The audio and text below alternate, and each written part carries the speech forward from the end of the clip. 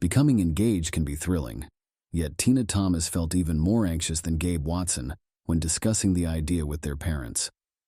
Both were 26 at the time, and this would be Tina's third serious relationship and second attempt at wedding plans. Tina McCulloch's first attempt at family formation failed. Their relationship was fine. Only her mother objected. Scott wasn't someone Tina was fond of either.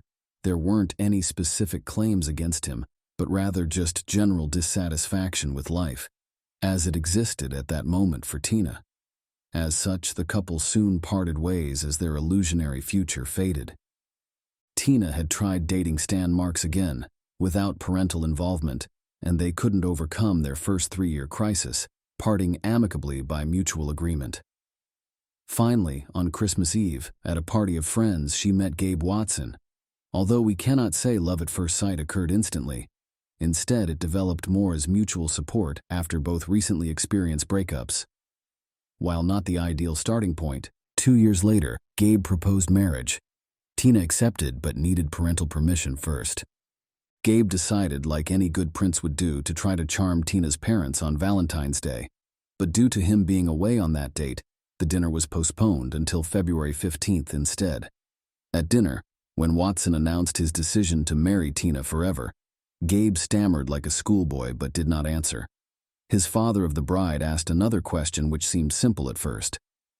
Does he love Tina? However, Gabe never answered directly or even made eye contact with his own groomsmen, before leaving without speaking further with Gabe about the issue. His father took this reaction as an awkwardness common among strangers, and asked his daughter the same question. To his amazement, Tina also did not directly answer this query, but began speaking by declaring she feared being alone at 26. Taking time to consider, his father blessed them both. Preparing for a wedding takes considerable time and effort, yet while Tina was focused on her outfit, guests, and overall wedding arrangements, Gabe was solely focused on planning their honeymoon. His plan included traveling to Australia's Great Barrier Reef in the Pacific Ocean near Australia for diving sessions to view sunken ship the Townsville Titanic, which had sunk in 1911, something Gabe enjoyed doing, but Tina didn't enjoy doing. Gabe would sometimes take Tina scuba diving in calm water pools with lifeguard supervision, but no further. Gabe himself was an experienced scuba diver. He had completed over 50 dives before enrolling in his rescue diving course. Not necessarily all underwater, mind you. If you don't learn to dive by our honeymoon, let me be clear. You will stay home, walking the dog or pruning rosies in the garden, not going anywhere with me, warned Gabe. Tina had no other choice. Gabe took out a loan in order to purchase Tina her equipment and pay for her classes with her first instructor, who had been disappointed in Tina's abilities, even warning Gabe that his fiancée did not possess sufficient abilities for open ocean swimming. Gabe became increasingly annoyed with the diving instructor, accusing him of failing to explain and refusing to continue class. Tina received credit quickly from a second instructor, but this only served to emphasize how everything she does from under the stick is solely meant to please Gabe as her future husband. On October 11th, Tina and Gabe finally tied the knot, spending $10,000 from their wedding gift of travel to Australia within 2 days after. Gabe dedicated part of his trip specifically for Tina. Together, they visited Sydney Aquarium and Zoo before traveling onward to Townsville, where on October 21st morning they boarded a boat to one of Earth's most breathtaking places, every diver's dream. Employees at the diving company quickly revealed that upon closer examination, neither Gabe nor his partner seemed like experienced divers. Even after graduating from diving courses and having years of experience under his belt, Gabe could barely comprehend any aspect of equipment, as though it were all new to him. But, nonetheless, Tina relied on him for help passing the exam prior to diving, despite its being conducted independently. When offered his help underwater, Tina declined. Diving logs also recorded that there was a strong current on that particular day. Its significance should not be missed or minimized. Gabe helped his wife sort through equipment they'd purchased back home, before heading out to rent tanks for diving trips they were making together. Gabe took an 11L tank for himself and gifted Tina an 8 and 1/2L1, which for this location would have been too small or even dangerous given her inexperience. Without these tanks, it would not have been possible for Tina to descend to the Townsville Titanic from its first try. Tina requested additional cargo since she could not dive to depth, while Gabe initially was having issues using an underwater computer that calculates and displays dive ascent speeds, as well as oxygen content of tanks. Once back at their boat, however, Gabe's computer worked, and they tried again at 49F Deep Wreck, where Tina submerged first while Gabe followed behind her, swimming behind them both. Gabe said everything started off fine. At some point, Tina stopped, began waving at me, and signaled she wanted to head upwards. I quickly recognized this was just her panicking, something she used to do often. At this point, we had already reached half our ascent. Therefore, I decided to attempt to calm her and remain at the same depth for a time so she could adjust psychologically to pressure changes. She continued breathing deeply, which was dangerous. It was at that moment I noticed she was sinking. I attempted to grab Tina's belt to hold her down, but she swung her arm so hard it knocked my mask off my face, and I struggled to put it back on, quickly realizing Tina was already too far away for me to catch her again. For a while, I attempted swimming after her, but without success. After Gab told me of Gab's statement about my death at depth, I decided to return to the surface in search of help from lifeguards. On my way, I met another swimmer with narrow-set eyes who did not pay any heed to my signal for assistance. 2 Asian men had also been present, but neither confirmed Gab's statements that his body was lying there at depth. Later, when police took underwater computer readings, they confirmed Gabe attempted to swim after his drowning wife briefly, before quickly giving up and ascending as instructed, stopping at each depth level along the way. When interviewed by police, each diver claimed that Gabe could have saved his wife had he done more to try. Gabe had enough oxygen in his tanks to reach the bottom and return back up again before this tragic event occurred. Rescuers aboard the ship quickly responded upon realizing what had occurred and quickly went in search of Tina. Unfortunately, they found her very quickly, but unfortunately too late. Tina lay with eyes open under her mask at an estimated depth of 82 ft. Tina was immediately lifted off the deck and given artificial respiration on board the yacht for approximately 40 minutes. Unfortunately, it proved futile, and she ultimately passed away. Gabe stood nearby during this ordeal, but did not approach his wife. According to witnesses, he simply sniffed naively from time to time. Employees from Gabe's company reported that, while on his way to shore, he smiled and even played cards with other passengers en route. Gabe denied this in court, and Tina's post-mortem examination indicated otherwise. Yes, Tina's body showed no obvious signs of violent death. However, there were bruises on her neck, as well as blood in her nostrils, which is common at an 82 ft depth, like where Tina was discovered. Tina had no traces of alcohol in her bloodstream, but high levels of medications like ibuprofen and paracetamol used for seasickness treatment, including small amounts, in her lungs that suggested fluid retention. According to reports, Tina is believed to have drowned due to oxygen deprivation before actually drowning. Tina's gear was examined by Australian Water Police, but no malfunctions were noted. At first, this could have been taken as an accident. An inexperienced diver ignored safety regulations and paid with their life, but suspicious elements persisted, such as rather vague autopsy results and Watson's unusual behavior according to diving team observations. These factors prevented investigators from quickly solving this case, therefore prolonging the investigation considerably. Gabe realized the detectives were investigating him. In addition, Tina's parents did not accept what had occurred as an unfortunate coincidence and wanted their son-in-law dragged before the courts, either as her murderer or at least for having neglected to assist in her escape. At Gabe's first interrogation, police noted he was shocked, crying and laughing frequently while being interrogated, asking to call his father, who complained of severe hearing pain, and beseeching him to inform Gabe's wife's parents of the tragedy. Late that evening, he was released. He went back to the yacht belonging to the company that sent them out and asked for one night's lodging, explaining that their trip had originally been scheduled to last 2 days, but due to his wife's death, had only lasted 24 hours.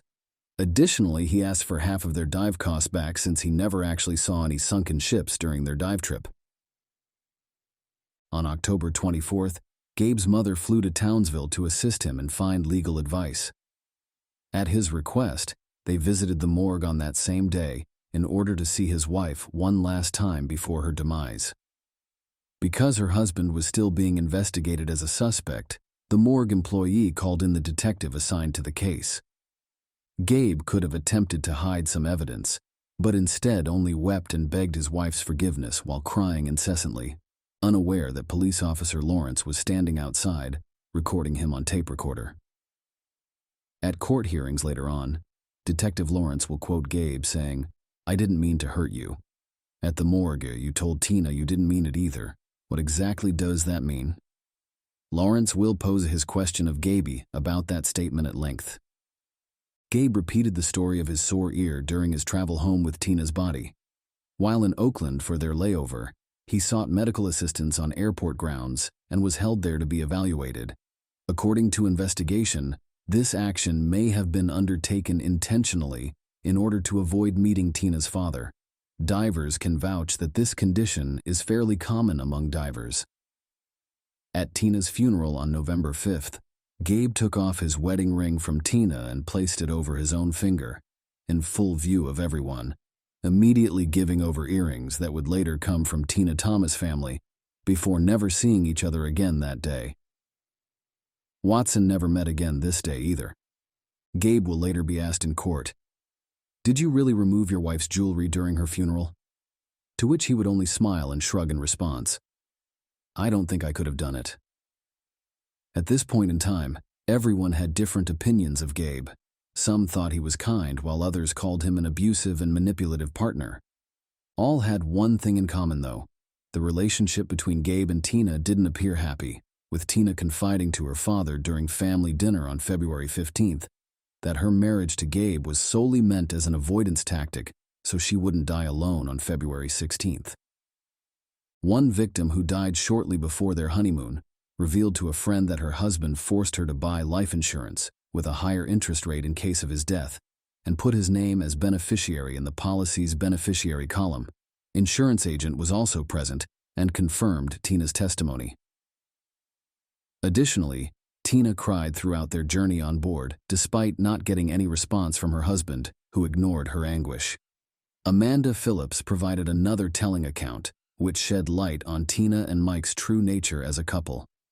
According to Amanda Phillips, Mike videotaped Tina urinating in the bathroom before editing and including it on their Christmas celebration videotape. That would have been fine, but he decided to perform at an open viewing with multiple guests present. He laughed like a horse, while we all tried explaining to him it was inappropriate behavior, while I clutched crosses onto my fingers so Tina wouldn't think she wanted to marry him. While removing jewelry right during a funeral may seem like a frightening and denunciatory act on Gabe's part, during the trial in 2008, the jury was shown an extremely disturbing footage of Watson visiting Tina's grave, taking all the flowers from it and carrying them away. They were later found in a nearby trash can. Tina's father noticed the missing flowers and, to find out the thief, he set up a hidden camera in the next row among the monuments, but he never expected to see Gabe on the tape and was outraged by such an act. In court, Gabe's defense was that he and his wife had discussed the death of one of their own on an extreme honeymoon, and the lack of flowers on the grave was her request, which sounded very strange and unlikely. There's no telling how long the search for evidence would have dragged on if the cops had put on the exact same gear the newlyweds had and hadn't tried to stage that incident. Gabe said Tina drowned while he was trying to put a mask on her face. It turned out it was impossible to put the mask on underwater by yourself unless you used another source of air, in this case Tina's oxygen. In late November 2008, the Australian police arrested Gabe, and on June 5, 2009, Gabe's trial began, where he pleaded guilty, but only to failing to save his wife. So, he was charged with negligent homicide and sent to prison for 18 months. After completing his sentence, Gabe returned home to the U.S. But a year later, the now U.S. court charged him with first-degree murder, the motive for which was to receive insurance payments after the death of his wife. Gabe's lawyer tried to defend his client, shifting all the blame on the diving company, claiming that the employees of this company did not take care of the safety of tourists, and now, afraid of losing their license and therefore the whole business, are trying to shift the blame onto the unhappy husband who has already served his time in another country. As for the money received from the insurance company, the payout amounted to $33,000, while Gabe spent much more money on lawyers and additional expertise. Nevertheless, the prosecution continued to insist that this spending was only because the husband could not assume that he would not be believed. The prosecutor also refused to accept the fact that Gabe, with a degree in drowning rescue in hand, could not even save his wife. When Gabe had his say, he addressed the jury. "It's been 7 years since the tragedy, and there hasn't been a day that I haven't thought about that terrible day. The public has pounced on me, blaming me for my wife's death, calling me a murderer. There wasn't a single person who looked me in the eye and said, 'Yes, I understand how bad you feel, but it's not your fault.' On the contrary, everyone just wants me dead, and here I can only understand my late wife's parents. Yes, they will never forgive me, no matter how much I kneel before them, and no matter how much I beg their forgiveness.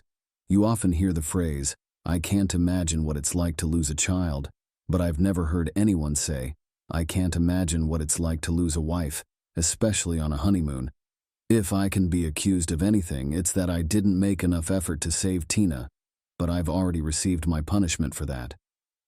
Perhaps you all would have been satisfied if I had drowned with my wife then 7 years ago, but I was afraid to die, afraid I wouldn't be able to rise from the bottom to the top.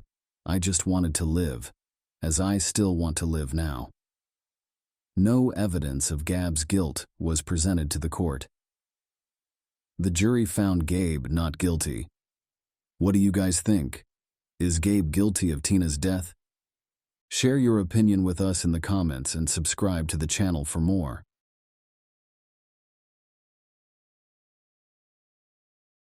On November 6, 2014, Mexico City police officers discovered human remains. Part of a torso was discovered in a vacant lot near Mexico City's exit, and shortly after found in various parts of Mexico City, along with bags containing arms and legs. Shockingly, these limbs lacked fingers. Police immediately raised the alarm when it became evident that an extremely violent criminal was operating in the region. Patrol teams of officers quickly mobilized, searching every corner for signs of this individual, as their primary objective was to find his head and arms, so as to prevent future crimes from being perpetrated against innocent bystanders. At first, everyone believed this case to be the work of a brutal serial killer. Though fingers and the head had never been recovered from this site, due to professional efforts of forensic experts, it was determined that all remains belonged to one individual. Yet without fingers and teeth, it was impossible to ascertain who this individual was. Alejandra La Fuente was an attractive brunette living in Mexico City who boasted searing brunette hair, bright brown eyes with thick black lashes, an athletic body built for fitness through yoga and breathing exercises, and frequented beauty salons to receive massages or spa treatments. During warm months, she would lounge on the beach, and on cloudy days, she visited tanning salons. Generally, she thought very highly of herself and was considered an icon of female attractiveness. Alejandra did not lag behind in her career either.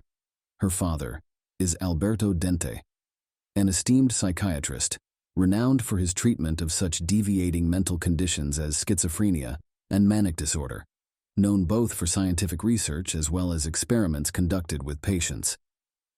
Alejandra found inspiration in him and set about following in his footsteps, enrolling at one of the best universities for psychiatry where she graduated with honors after years of perseverance, resourcefulness, and extraordinary intelligence, combined with connections from her father, helped her write and defend her thesis about manic syndrome.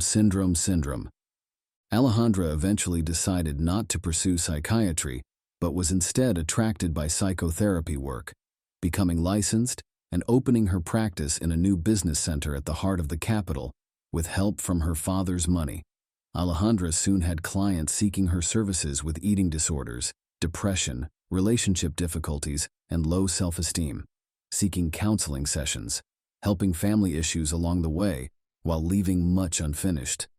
Alejandra had two charming daughters from her first marriage, both having the eyes and sense of humor of Alejandra herself and of their father, respectively. But Alejandra wasn't disheartened. Two children weren't enough reason for her to give up. She still dreamt of finding someone special who could also provide for their daughters as father figures. Once Alejandra had divorced her former partner, the ex-husband, who will remain anonymous, returned home, as is often done after separation, to spend time with their three young daughters and assist with household duties if needed. Unfortunately for him, this visit would turn out to be his final one. Alejandra asked him to enter through the backyard because the front door lock had jammed, reasoning that her youngest daughter was currently bathing, and requested him come into her bathroom, surprising himself by following this instruction without question or hesitation. So the man went in. Eruptions were heard throughout the house. No sounds could be heard. Cartoons or children laughing weren't playing either. A man entered the bathroom to discover tape on the floor and no daughter in her tub, an indication that something had gone amiss. At that instant, his ex-wife stood behind him with a hammer and struck with all her strength, striking first to his head, then to another part. The man fell, blood pouring out through an opening in his skull. Everything around him was stained red in seconds, as experts later revealed. There was little hope for recovery, as death occurred almost instantly after receiving such a heavy blunt object strike. Unwittingly, Alejandra became an eyewitness to this truly horrific scene when she returned early from a friend's house and witnessed both of her parents quarreling. Their children frequently witnessed Alejandra being mentally disturbed, taking out her feelings on others, friends, and even her own husband, who often showed scratched arms and neck. Housemates witnessed her frequent tantrums all throughout their home, with inadequate behavior from Alejandra as well. Finally, however, things escalated out of control. Daughter ran outside calling out for help before neighbors rushed over and immediately called police squad, where psychologist was arrested, charged with murder charges by police, a neighbor who then called law enforcement officers to arrest and charge him with murder charges. At the station, Alejandra was placed into a cell where she would remain until her first hearing in court. Alejandra denied any guilt. Lawyers provided her with an argument of self-defense based on an ex-husband who was jealous of Alejandra and claimed she brought men into their home which could negatively impact young girls. On the day of the crime, he arrived unannounced at his former wife's house through the back door, hoping to catch his ex with another man. Instead, he attacked Alejandra, who was trying to put together her nightstand. This forced Alejandra to use self-defense, striking 2 blows against his back, which then returned into his head, causing 2 blows from self-defense against him as her defense. On June 14, 2012, Alejandra's sentence was handed down, taking into consideration all evidence presented by her defense and 2 minor children present. Due to coordinated work between lawyers and her father's funds, it was changed into a suspended one. Months later, another appeal was filed, citing assault in self-defense as an argument. Human rights activists requested jury trial as they felt sorry for Alejandra, who presented herself at trial as victim of domestic abuse. Ultimately, the court reviewed and granted an acquittal decision. After being released from prison, Alejandra continued to provide psychological counseling services as before. She created an image of herself as a victim of gender inequality who struggled to uphold her rights, like most women across North America, before finally winning them over and becoming more popular with potential clients. This created image further cemented Alejandra's popularity among potential customers. Maria Alejandra quickly met Alan Carrera, a large Mexican businessman and son of Adrian Carrera Francis. Alan was tall, handsome, and statuesque. His father had previously served as head of special services for the Central District and had seen great success during his career. Soon, Alan expanded his business and opened construction stores throughout the country. While some aspects were legitimate, other parts were closely associated with crime. Alan was dismissed from his position when one of his financial scams was discovered, as well as for having been part of a criminal organization involved in transporting psychotropic substances from Europe into America.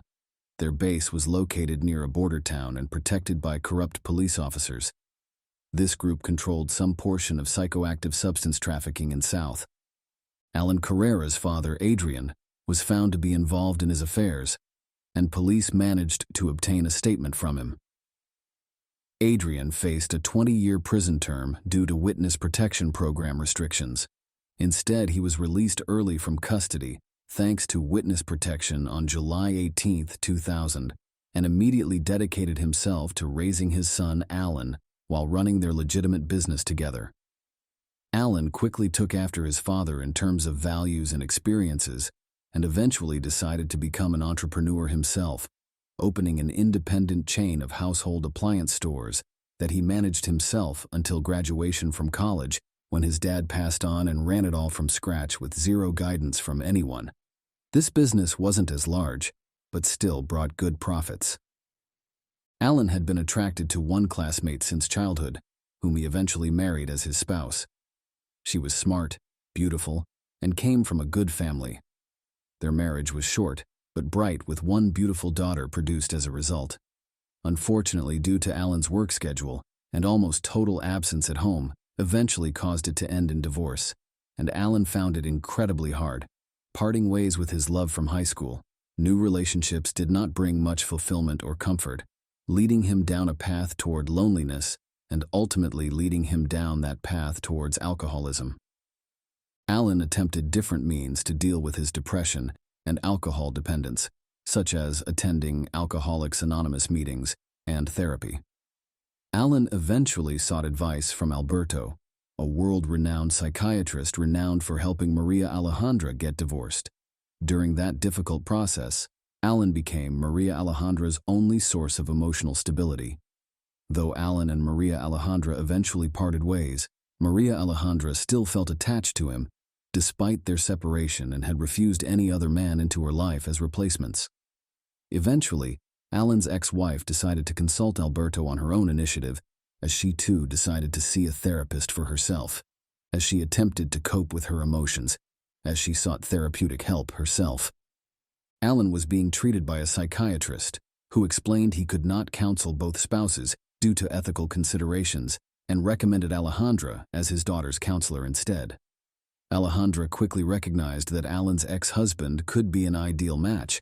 He was described as being pleasant in life with plenty of wealth, and offered her client another consultation, believing she could solve their issue quickly in just one session while breaking their bond together.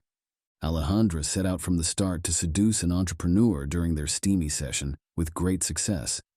Alan quickly noticed her attempts and offered the therapist coffee afterward so they could discuss family problems together.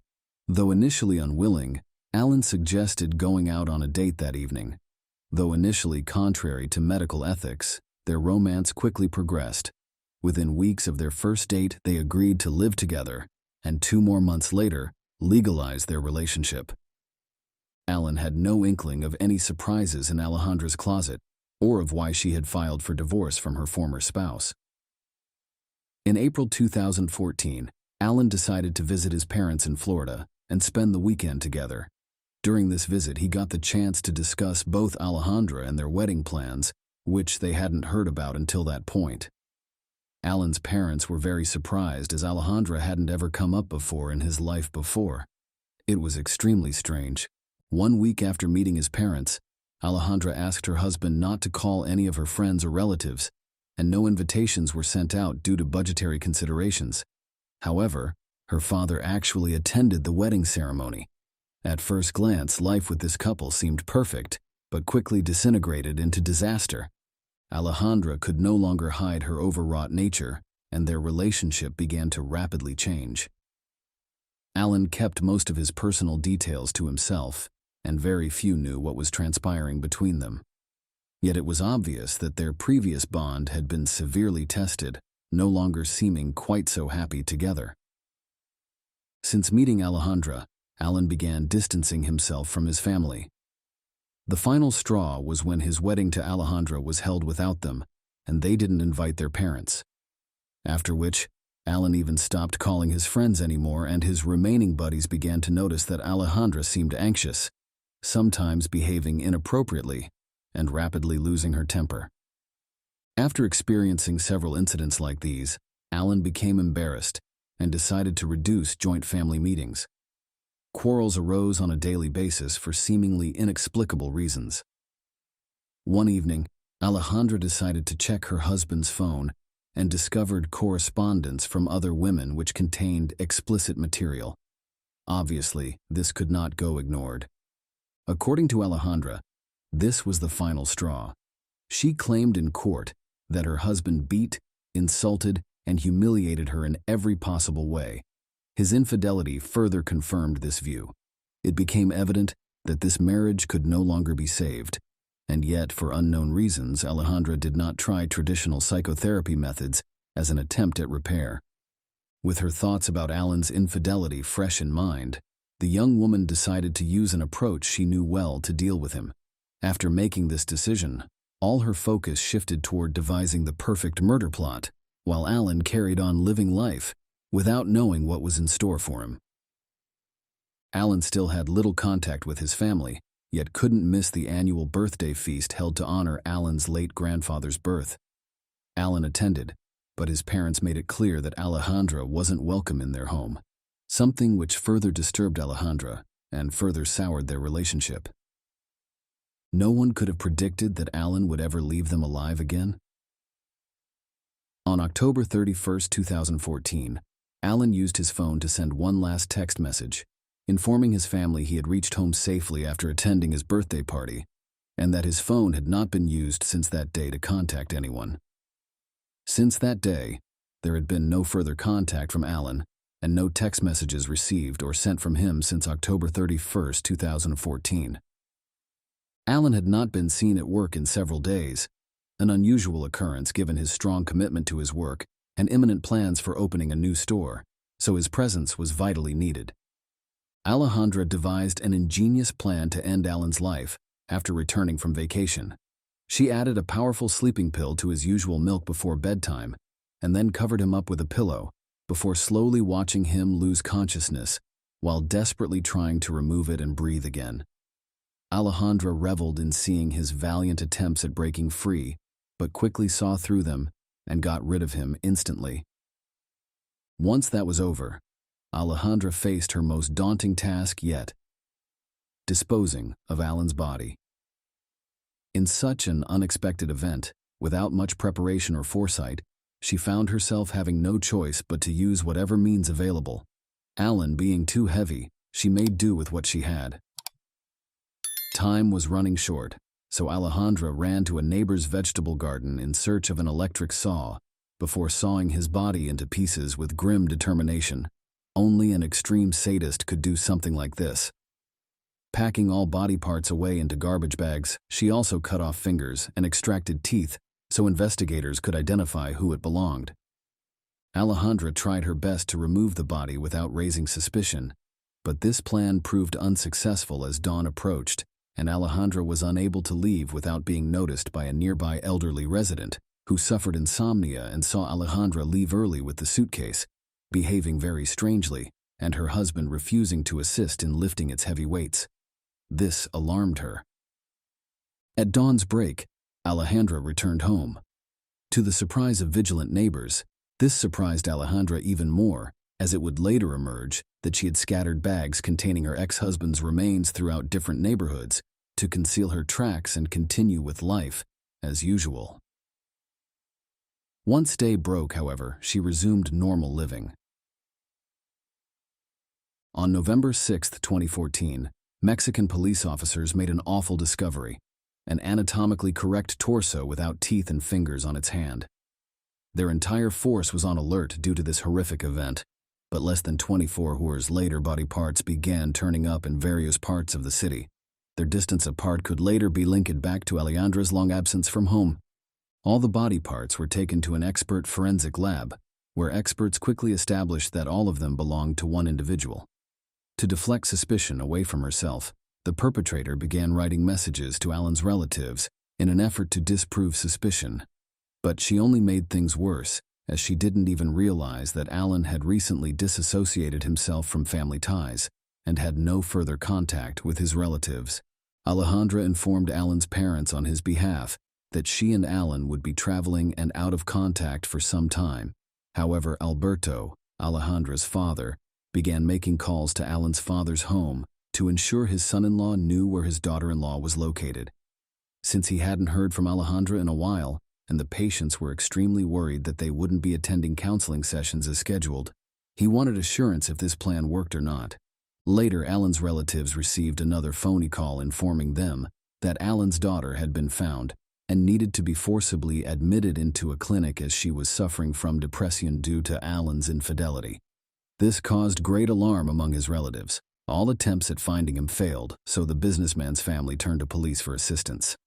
Laboratory experts decided to compare Alan's characteristics with those found recently, and the similarities were undeniable. All his family and relatives identified him.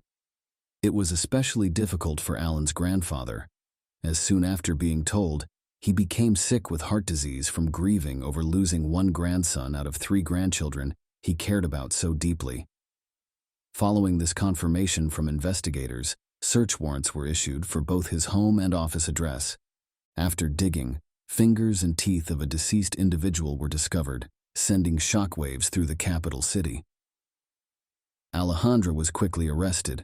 Blood was also detected in one room, as well as on her trunk car and in her garage. Alejandra initially attempted to deny her guilt, hoping to get away with it without being caught as she had with her previous husband. But the investigation quickly narrowed it down. An elderly witness provided testimony correlating her time of death with that estimated by Alejandra herself. Alejandra used her position with Alan to procure powerful sleeping pills only doctors could obtain, which further implicated her in Alan's death. Evidence obtained was critical in connecting Alejandra with the brutal murder of her husband, as CCTV cameras provided proof that the man entered their house but never left again. Suitcases had also been removed, as confirmed by footage. On December 10, 2014, the jury reached its verdict. Alejandra was sentenced to life imprisonment for murder with brutality, an attempt at concealing it with official position abuse, and using her official position for personal gain. Her father tried his hardest through connections and bribes to help keep his daughter free. Unfortunately, he failed. Although keeping the trial closed from public view helped, his career suffered greatly. Few would turn to someone who raised such an uncontrollable monster, nor quickly identified issues within their family, such as Alejandra's. At trial, Alejandra's first husband's death also came up, although due to its length of time, there was no evidence in this instance. There were speculations as to Alejandra's father being involved. There were suspicions he may have conspired with his daughter in crimes committed for scientific interest, but none was ever found as proof against this hypothesis. After numerous appeals from victims, the sentence was commuted to death, an unprecedented event since such sentences are extremely rare in Mexico these days. Furthermore, neither defendant was eligible for review of his case, meaning his house and all property should go to family of the victim. Though this provided little comfort, since their loved one could never return from death. Alejandra was an apparent pragmatic and cruel woman with severe mental health issues. Medical examinations denied this claim. She was heavily influenced by her father and used her official position to carry out her evil plans. Following her first crime, impunity only emboldened Alejandra further. Perhaps Alan would still be alive today had she not managed to escape justice so easily the first time around. Share your opinion with us in the comments and subscribe to the channel for more.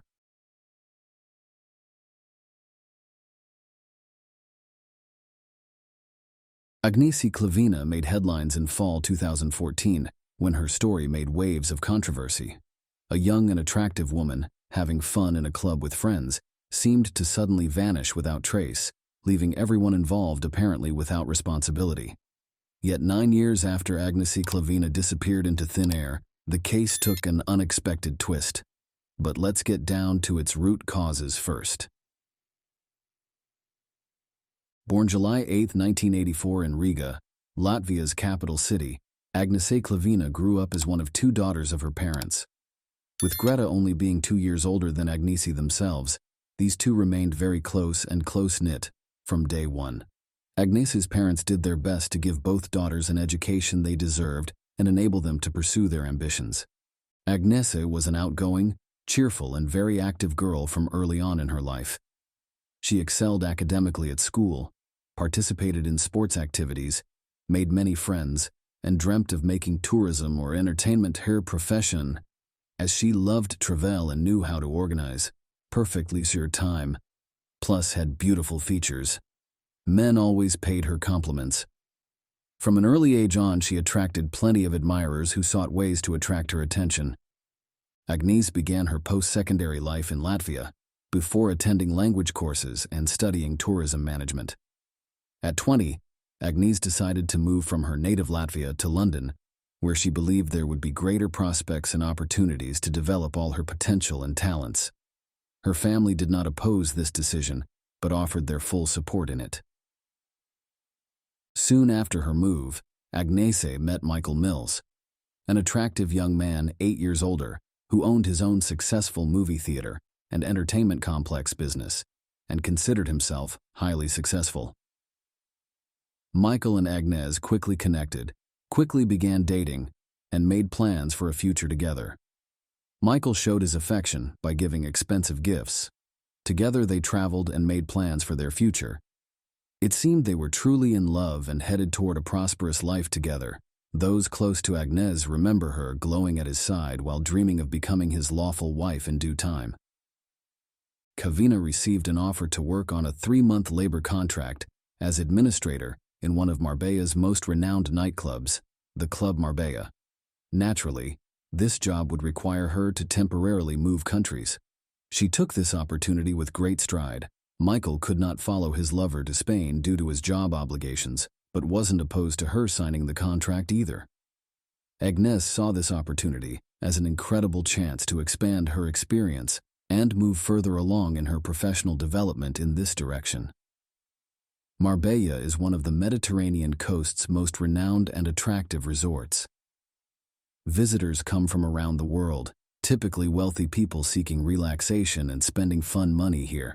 Here you can often meet show business stars, as well as notable athletes and business people like Kavina, who was always highly social and enjoyed working there.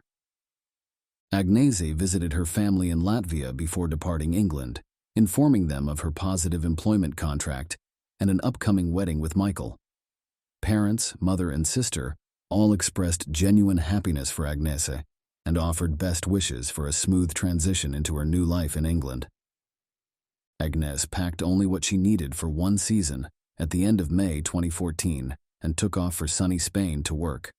While her lover remained behind in London, they called each other daily and communicated via video link, telling each other everything that had been going on in their lives. Kavina actively maintained pages in various popular social networks where she posted daily photos, small videos, and stories. Her followers closely tracked all her activities. It was clear Agnese enjoyed an engaging lifestyle full of surprises every day. Agnese decided to stay in Spain for another 2 months when her employment contract came to an end. Velvet season in her resort meant an opportunity to earn good money during this time. After consulting her boyfriend and receiving his support, and promising to visit for several days as they hadn't seen each other for a long while, Agnese almost instantly secured employment as a hostess at a high-end restaurant and renewed her lease agreement. Michael visited Agnese as promised, and they enjoyed planning the upcoming wedding and choosing their honeymoon location. Less than 1 week later, however, Michael flew back to London, leaving Agnese behind in Spain for another month of work, before she would visit Latvia to meet Michael again before flying over. But tragically, these plans would never come true. On September 6th, Agnese went with her friends to one of the popular nightclubs in her region, Costa del Sol. A few hours before, she informed her fiancé of their plans and didn't object to Agnese having fun with them. Pictures were taken, which Agnese then uploaded onto her online profile. Recollections from those who witnessed Agnese that night suggest she wore an eye-catching short dress with a tiny white clutch handbag on that fateful evening. At sunrise, as Agnese was about to leave with her friends, She announced her intention of staying an additional hour and then taking a cab ride home. Being known for being responsible and not having had much alcohol herself, no cause was apparent for concern from Agnese's companions. When everyone said goodbye and left for home, Kavina began conversing with an unknown individual who had bought her a cocktail as they attempted to gain Agnese's favor. Once Kavina disappeared into a nightclub on that fateful night, no one remembered if she was alive or dead. No one remembered when or with whom she left or where she went afterwards. Agnese failed to show up for work the following day either, and her phone had been switched off when attempts to contact her failed. Colleagues and friends raised the alarm immediately, while police responded slowly to reports about missing people. Michael became alarmed upon realizing he hadn't heard from Agnese all day, something which never had happened before, and called Agnese's mother to report it. They attempted to contact Spanish police to report her disappearance, but were told their relatives needed to file such reports themselves, or it wouldn't be taken into consideration. Michael and Kavina's family boarded their flight for Marbella, where Michael filed his report himself on an outbound flight the following morning. At last, Agnese's family filed her missing person report only 5 days after Agnese vanished without trace. First on their agenda was Agnese's apartment. However, it appeared as though Kavina had left soon and would return soon. Documents, money, and jewelry had all been put away neatly. Prepared food had been placed in the refrigerator. Several outfits for Agnese to choose from when attending her last club night were on her bed. Her phone had been switched off since leaving with friends. No further posts had been left on social media, and no messages received in return. No indication as to her whereabouts existed either. At last, police began their investigation of Agnese's disappearance. Too late, though. Friends and family began posting flyers all around town with her picture and pleas for help in her search, while media coverage featured Agnese on TV news programs as well as local newspaper front pages. Police found their first leads and clues by studying footage from CCTV cameras inside and outside of the entertainment venue. But this proved problematic, since all files had already been erased at that time, requiring specialists to restore them. But their efforts paid off when one recording made by a camera at the exit to the parking lot showed Agnese leaving with someone that clearly wasn't her free will at 6 in the morning. Closer examination revealed Kavina alive.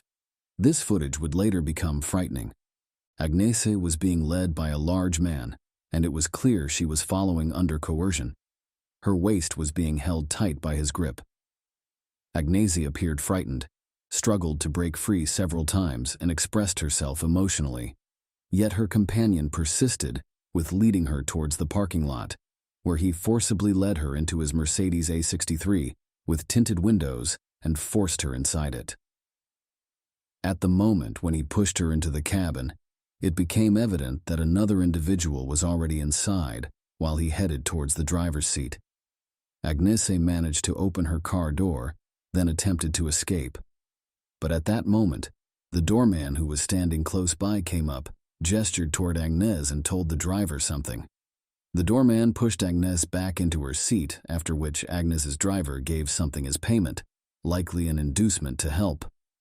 About 6 minutes after Agnese had boarded her car, her phone was switched off and never turned back on again. Furthermore, there were no CCTV cameras to track its further movement, thus rendering its further path unknown to everyone except those inside its cabin, who subsequently managed to make contact with Agnese again. Surprisingly, this case was handled with extreme secrecy from its inception. All participants signed non-disclosure documents, keeping information out of the press, while also withholding it from Agnes's loved ones, not even her parents and fiancé. For months on end, parents and fiancé were only informed that an investigation had started, but too early to draw any conclusions, with no trace of Agnese ever being given. During this period, it seemed unlikely she was still alive. Michael periodically gave interviews in which he sought assistance, but nothing ever came in response. No one ever responded to his pleas for help in finding Agnese.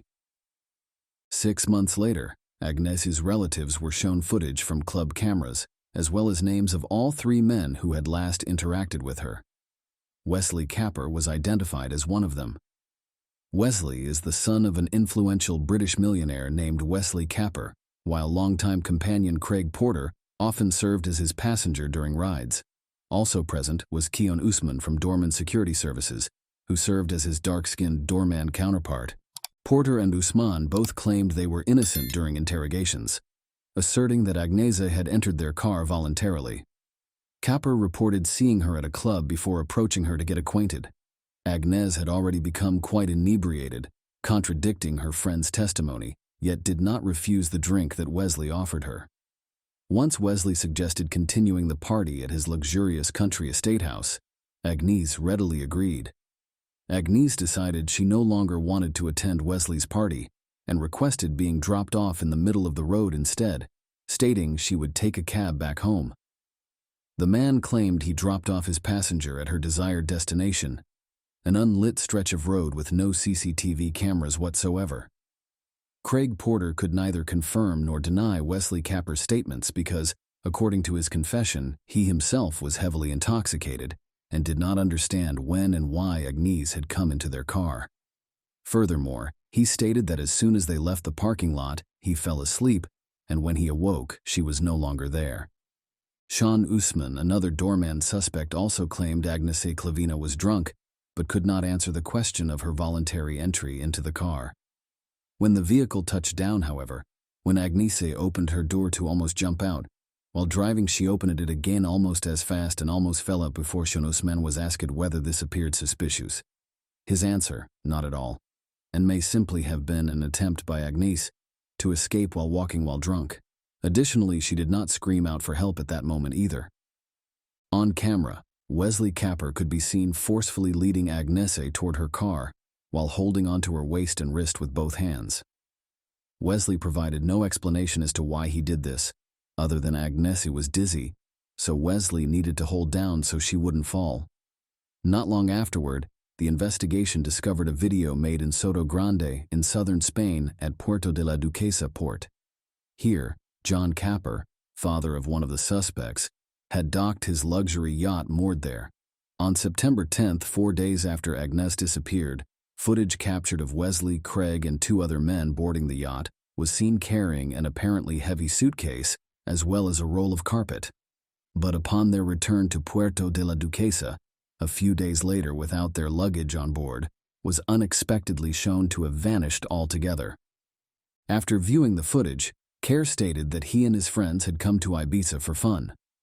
According to him, their suitcase contained their belongings, while what investigators mistook as carpet was actually bedding. Where it all ended up was unknown to him. A search of Wesley's yacht and automobile yielded no results, as both had been cleaned thoroughly with detergent to erase all traces of DNA, despite finding long blonde hairs in Wesley's trunk, though they mysteriously dissipated during investigation.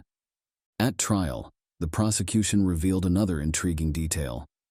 Soon after Agnese was in Capper's car, Capper called emergency services several times before dropping them without waiting for an answer, or as though afraid or doubting his actions. When confronted, Capper explained he had been drinking and made random calls at random times. A lawyer for Clavin family believed Agnese had long since died, and her body may even still be resting somewhere beneath the seabed, likely resting somewhere inside one of the suitcases brought aboard yacht by suspects. Further, case was deliberately prolonged, so criminals had plenty of time to hide evidence against themselves from prosecution and erase any proof. Capper, Porter, and Usman found themselves facing charges only 18 months after Agnese went missing. They were accused of holding her against her will and forcing her into their car. Due to a lack of evidence, there were no further charges brought against them, and so the millionaire and his friend were released on bail and quietly left courtroom. Naturally, Agnese's relatives were outraged. Nevertheless, the judge stood firm. All 3 men were brought back onto trial 5 years after Agnese disappeared, claiming Clavina entered their vehicle of her own accord. The prosecutor asked that Usman be considered an accomplice in this crime for helping drive away victim. Had Usman been found responsible, his actions could have earned him 5 years behind bars. He made an impassioned defense, alleging that he had been wrongfully charged due to the color of his skin and lack of funds available for legal representation due to sending all his earnings back home to an impoverished African family in need. Capper and Porter's attorneys insisted that their clients had only persuaded Agnès to get into the car, not forcibly forcing her. They believed the young woman was dropped off on the road as she requested, yet during her wait for a cab, she could have been kidnapped and killed by third parties due to being drunk and having no way of protecting herself against being taken advantage of by them. The court verdict surprised and angered Agnès's relatives, as none of the defendants was punished at all for taking advantage of Agnès's drunken state to lure her into Capper's car, while Porter received 6 months for complicity. All these men received suspended sentences, as they never served any time behind bars, but rather paid her family 101,000 sterling as compensation. Kavina's family were dismayed at this decision and filed an appeal. While waiting for a court's verdict, both defendants in this case managed to violate the law once again. Capper was under the influence of alcohol and drugs when he caused the death of a woman and fled from the scene, while Porter and his friends, also under the influence, stole her car after beating its owner mercilessly. Capper was found guilty of this serious offense, but, thanks to the strong legal defense presented by his lawyers, was only sentenced to probation. He paid compensation to the family of the woman killed under his car while remaining free. Porter, on the other hand, went into jail, but it is unknown what sentence was handed out publicly. At nearly 7 years after Agnès had vanished, her main suspect, Wesley Capper, lived an irresponsible lifestyle of alcoholism and substance abuse that severely compromised his health. At the height of COVID pandemic, he found himself hospitalized. Just when he thought he had overcome it all, suddenly had a stroke and died on July 26, 2021 in his 44th year. At that point, Agnès's parents filed another appeal with the Supreme Court, though now without their suspect alive any longer, they could no longer prosecute him either. Unexpectedly, 9 years later, this unexpected development occurred. Though Agnès Clavina had never been found dead or alive, her body was presumed deceased, and later agreed with the lawyer's account of how criminals had concealed Agnès in a suitcase that was then loaded onto a yacht and dumped somewhere on the high seas, making its discovery near impossible. However, in 2023, 9 years after Agnès disappeared without trace, an unexpected turn occurred. In mid-June of that year, while cleaning one of Lida Golf Clubs located along Costa del Sol region's Lida Golf Club, found something odd near shore. Closer inspection revealed it as being a badly damaged suitcase. Therefore, he did not dare open it himself, but called police instead for assistance instead. Law enforcement officials were shocked to find human remains inside of a suitcase found floating on the water near Florida, with examination revealing they belonged to a young woman between 25-35 years of age, who died at about 25-30 years old at time of her death. Furthermore, examination indicated the suitcase spent over 10 years floating before it was brought ashore for transporting an examination by law enforcement personnel. Based on these facts alone, they suspected it may belong to Agnès Clavina, who went missing 9 years ago. To make their hypothesis more certain, examinations must compare DNA between Agnès' DNA with remains found alongside human remains found. Experts are working hard on this investigation, but details have yet to be made public. If suspicions are confirmed, this will provide grounds to reopen the case and bring all remaining suspects before a judge for trial.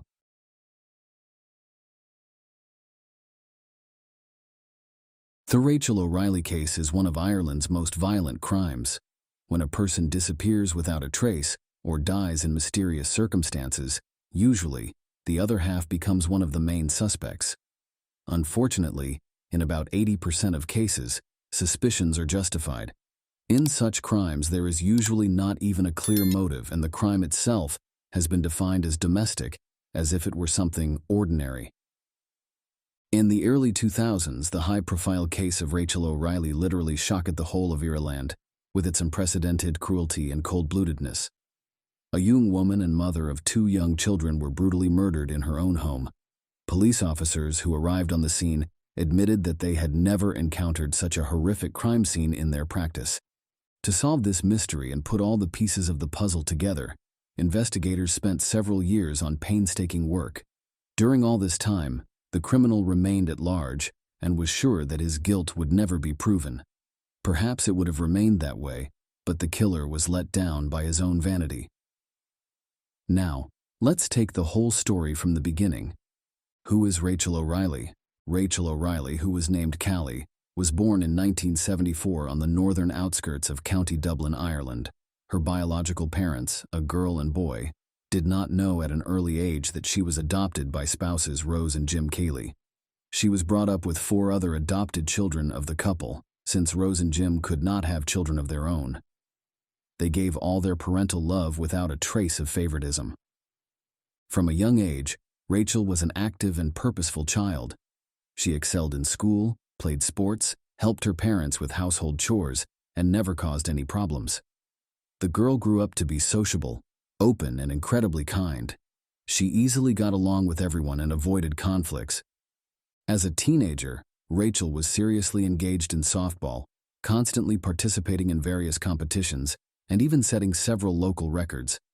She also had a very strong bond with her foster mother, to whom she confided all her secrets, and with whom she maintained constant communication, even after she got married and had children of her own. After graduating from high school, Rachel enrolled in one of the local universities to pursue a degree in marketing. At the same time, she got a job as a salesperson in a city department store, and in her spare time, she continued to play sports representing the locale team. Who is Joe O'Reilly? Joe O'Reilly became widely known for his inhumane treatment of his spouse and mother of his 2 children, yet little information exists on who he was as a young person. Joe O'Reilly hails from County Dublin, where he was born into an impoverished family in 1972. Raised alongside his elder sister, both children were taught that hard work should lead to success, and were taught not to expect special privileges from their parents. Joe was an athletic young man with a deep appreciation of softball. Following graduation, he decided to study advertising via correspondence course. To support himself financially, he secured employment at a department store where Rachel would eventually begin working, a few months later, as manager. At their first encounter, Joe was 19, while Rachel was only 17. Joe noticed Rachel immediately as soon as he heard she was working at his company, and introduced himself, being charmed by her diminutive stature and beautiful blonde locks, making a lasting impression upon him. But when Joe asked Rachel out, she emphatically refused. This left Joe baffled. Undeterred, Joe persisted with his pursuit of Rachel by offering compliments and small surprises such as flowers or chocolates at her workplace. Joe's persistence became amusing to the store's staff, but he did not abandon this pursuit of Rachel. To engage her more fully, he even read one of her favorite books, so as to provide common ground for conversation. Joe took notice when Rachel became interested in softball and joined her at the stadium and practices, eventually playing alongside her to lead their team to victory. This impressed Rachel so much, she agreed to go on a date with him. Joe quickly took advantage of their rapid development to demonstrate his love for Rachel. To impress her even further, he surprised her by inviting her on an unforgettable trip to Paris, where he proposed on top of the Eiffel Tower, and she accepted his proposal with joy, believing she had found her Prince Charming from fairy tale. Together, they looked forward to an eternally blissful future together. Few years later, Rachel and Angus married and welcomed 2 sons. Following Rachel giving birth to her eldest son, Rachel became a dedicated housewife caring for both herself and the children. 2 years later, they welcomed another son. Joe became the primary breadwinner for his family by working at an advertising agency specializing in outdoor advertising. People who knew Joe personally recalled him as being confident, purposeful, charming, punctual, and willing to put in extra hours as needed at work. Joe led an active lifestyle, often hitting up the gym before starting work each morning. His home even contained exercise machines and dumbbells for him to use before beginning his day. As their sons grew older, Rachel decided to become a distributor for a well-known cosmetics company and sell household goods in order to increase the family income. Her new job enabled her to interact with more of their neighbors, who praised her as an amazing and caring mother. However, Joe became less present at home. He would come home only for sleep, showering, and clothing changes. His heavy workload and anticipation of an upcoming promotion kept him away. Rachel did her best to support Joe. However, gradually they drifted apart and their family relations began deteriorating significantly. A distressful event took place in 2004 when someone sent an anonymous letter alleging Rachel of mistreating her two sons aged 4 and 2, both at that time ages 4 and 2 respectively. A special commission visited their home to investigate and found no evidence to corroborate these allegations against Rachel despite testimony from family, neighbors, and relatives about how loving and attentive Rachel is as a mother. Despite this initial letter casting doubt upon her reputation. What happened to Rachel O'Reilly? On Monday morning, October 4, 2004, Joe O'Reilly left home early, while his wife and children slept peacefully. As the day progressed, Joe attempted to contact his wife through texts, phone calls, voicemail messages, voicemail and home phone only to be met by an answering machine, finally leaving an increasingly concerned voicemail, urging his wife to contact him immediately. On Tuesday afternoon, Joe received a phone call from their kindergarten teacher informing him that Rachel had failed to pick up their children as expected, something which had never happened before. Concerned, Joe immediately called Rose, who lived nearby, to see if she knew where Rachel might be located. Since Rose didn't, Joe asked Rose to go check on them, while he himself headed back out quickly to collect his own kids from kindergarten. Rose arrived at her daughter's house and immediately noticed Rachel's car parked in the yard, indicating her presence. However, the house was unusually quiet and dark, and no one answered Rose's calls. Rose noticed firstly the chaotic state of the home, resembling an attempted burglary scene, where cabinets and drawers had been opened up with contents scattered about, though no sign of Rachel. Rose was shocked at what she found when she entered Rachel's bedroom. The sight of Rachel lying amidst a pool of her own blood was enough to send shockwaves through her. Blood covered walls, furniture, and ceiling, as her skull could be seen through bloody locks tangled with blood. Rose quickly ran toward Rachel, hoping she was still alive, but when she touched Rachel's arm, it was cold and stiff. Rachel was already dead beyond any help being offered to her. Rose was so overcome with grief that she started screaming out for help and calling out to neighbors, including a doctor, that they all ran over to assist. Unfortunately, when they arrived, they discovered Rachel could no longer be saved. The doctor examined Rachel's body first, before telling Rose they couldn't save her. As Joe arrived at his wife's home, a crowd had already amassed. On hearing of her death, Joe immediately became distraught, refusing to believe what had occurred. Once in their bedroom near their body, Joe became inconsolable with emotions, ranging from tears and sobbing to vows to seek revenge against those responsible. Police officers arriving on the scene reported never witnessing such a brutal and senseless murder of an unarmed woman before. It was evident that Rachel was brutally beaten with an iron weapon with unimaginable force until nothing of her body remained, seemingly attacked from behind since there were no visible signs of resistance from Rachel herself. While initial indications pointed to a possible robbery, investigators soon became convinced there may have been personal motives or long-held animosity at play behind this attack on a petite young mother of 2 children. Who could possibly harm such an innocent woman so violently? Detectives promptly began interviewing family and neighbors of Rachel. All reported confidently that there were no known enemies or bad influences among her acquaintances. Indeed, all reported nothing out of the ordinary had occurred that day, such as strange cars or unfamiliar individuals near Rachel's residence. Joe claimed he spent most of the day working at a bus depot on the opposite side of town for work, which was corroborated by one of his coworkers. Although this seemed credible to the police, they could not shake their lingering suspicions that something wasn't adding up, although initially appearing like a robbery with stolen items not fitting typical motives. Notably, your 1000 left sitting unguarded near jewelry box left mostly intact with only few missing pieces, in addition to Rachel's camera, silverware, and one of Joe's dumbbells reported missing as well. A bag containing stolen items such as the camera, silverware, and jewelry was later found 2 miles away in a bush. All these items matched those on Joe's list of missing ones. This undermined Joe's theory of robbery, leading him to classify this crime as premeditated murder instead. Suspicious widower. Though Joe tried his hardest to show grief and pain, his efforts came across as fake. As such, he immediately became the primary suspect.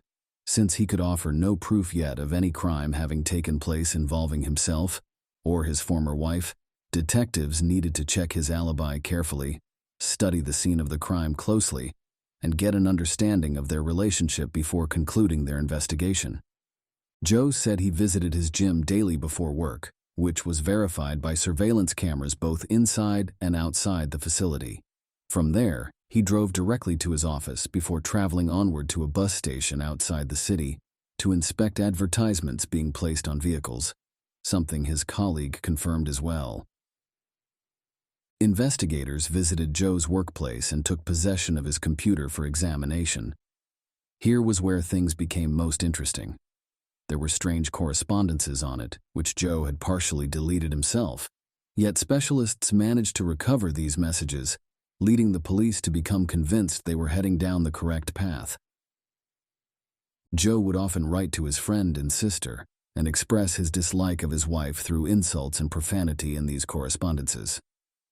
Joe noted how she no longer attracted him as a woman and caused him discomfort. Furthermore, the computer revealed another curious correspondence between Joe and one of his colleagues, Nikki Pell. Their conversations proved that their friendship went deeper than meets the eye. Hence, it was imperative for both to be investigated further. Who exactly was Nikki Pell? Nikki also worked at an advertising firm, and, despite their age difference of 10 years, she and Joe were having an affair. Although it could not be pinpointed exactly when this workplace romance began, Joe would frequently spend evenings and even nights at her place, using work as an excuse for his visitation. What made things suspicious for Joe is when he promised Nikki they would soon be together with his sons as well, including Rachel's sons he mentioned often enough in messages sent between them. Such messages prompted concern since, should their marriage dissolve, the boys would likely remain living with their mother. After initially denying any extramarital affairs on his part, Joe eventually admitted his infidelity when confronted with irrefutable evidence and stated that their relationship had ended over a week prior. At first, Joe O'Reilly's home remained cordoned off as a crime scene. No one was permitted inside. Joe spent this period staying with his sister, while his sons went with their grandparents for the funeral service and burial. At the funeral itself, however, Joe did not behave like any grieving widower would. In fact, when it came time to say his final farewells to Rachel quickly and coldly, before suggesting the coffin should be closed and buried immediately. As soon as they returned home, everything looked just like it did on the day of Rachel's murder, except her absence. Joe asked his in-laws for company, thinking he needed support, but soon started making disturbing claims about how Rachel may have been attacked, walking around his wife's murder room while detailing its contents with pinpoint precision, while speculating about how her attacker might have attacked.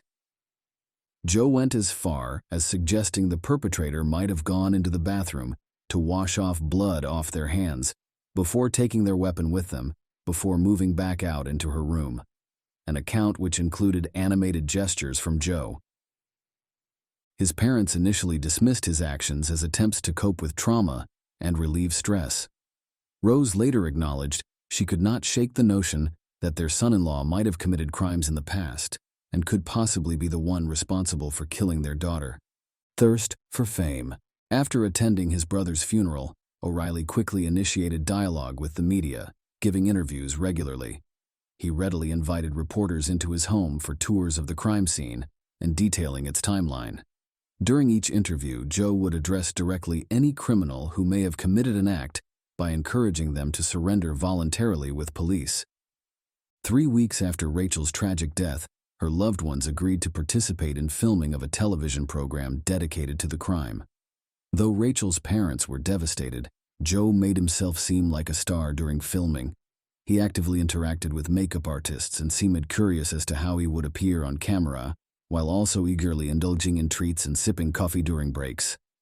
Police who had been closely following Joe decided to follow his movements after the TV shoot had ended, and discovered that after returning home, he immediately visited Nikki, whom he had been spending his nights with. Once it became evident that Joe was indeed responsible, their focus shifted toward collecting irrefutable evidence for court. Acquiring evidence was a long, complicated, and exasperating process, since no murder weapon could ever be located. Still, other evidence began piling up. Nikki and Joe's colleague, who had earlier corroborated his alibi, could face jail time for perjury charges. Therefore, they decided against risking their freedom by giving false testimony against each other. Nikki admitted that she and Joe had not broken up as originally indicated. Rather, they continued their relationship, despite what Rachel thought. When Rachel found out, this caused a heated argument between Rachel and her spouse shortly before tragedy struck. Joe's colleague expressed uncertainty regarding his whereabouts at the time of his wife's murder, but confirmed Joe's alibi when requested, not realizing at that time that Joe might be involved. Joe's computer contained alarming correspondences. These revealed an unsettling pattern. He insulted his wife while making plans with Nikki and their children for an uncertain future, suggesting an alliance. This evidence further implicated Joe. Additionally, police also carefully evaluated multiple interviews with Joe, as well as footage from TV programs, wherein he described details only the perpetrator would know of, such as crime scene descriptions, with precision that suggested their guilt in this case. Joe went to the gym as captured by surveillance cameras in the morning. After informing his colleagues about this plan, he then claimed he would be absent due to work in another part of the city and may not be reachable via phone. Instead of going directly to a bus station as claimed, however, Joe instead returned home where he used a dumbbell to attack his wife from behind as she took their children to kindergarten, with no chance for escape or resistance whatsoever from him. Following this brutal murderous assault, Joe admitted cleaning off both himself and weapon afterwards in another bathroom adjacent to their bedroom in order to eliminate bloodstains left from the incident and to wash away blood from both himself and weapon within minutes after. The perpetrator quickly changed clothes, scattered his belongings around the house to simulate a robbery, and left for work.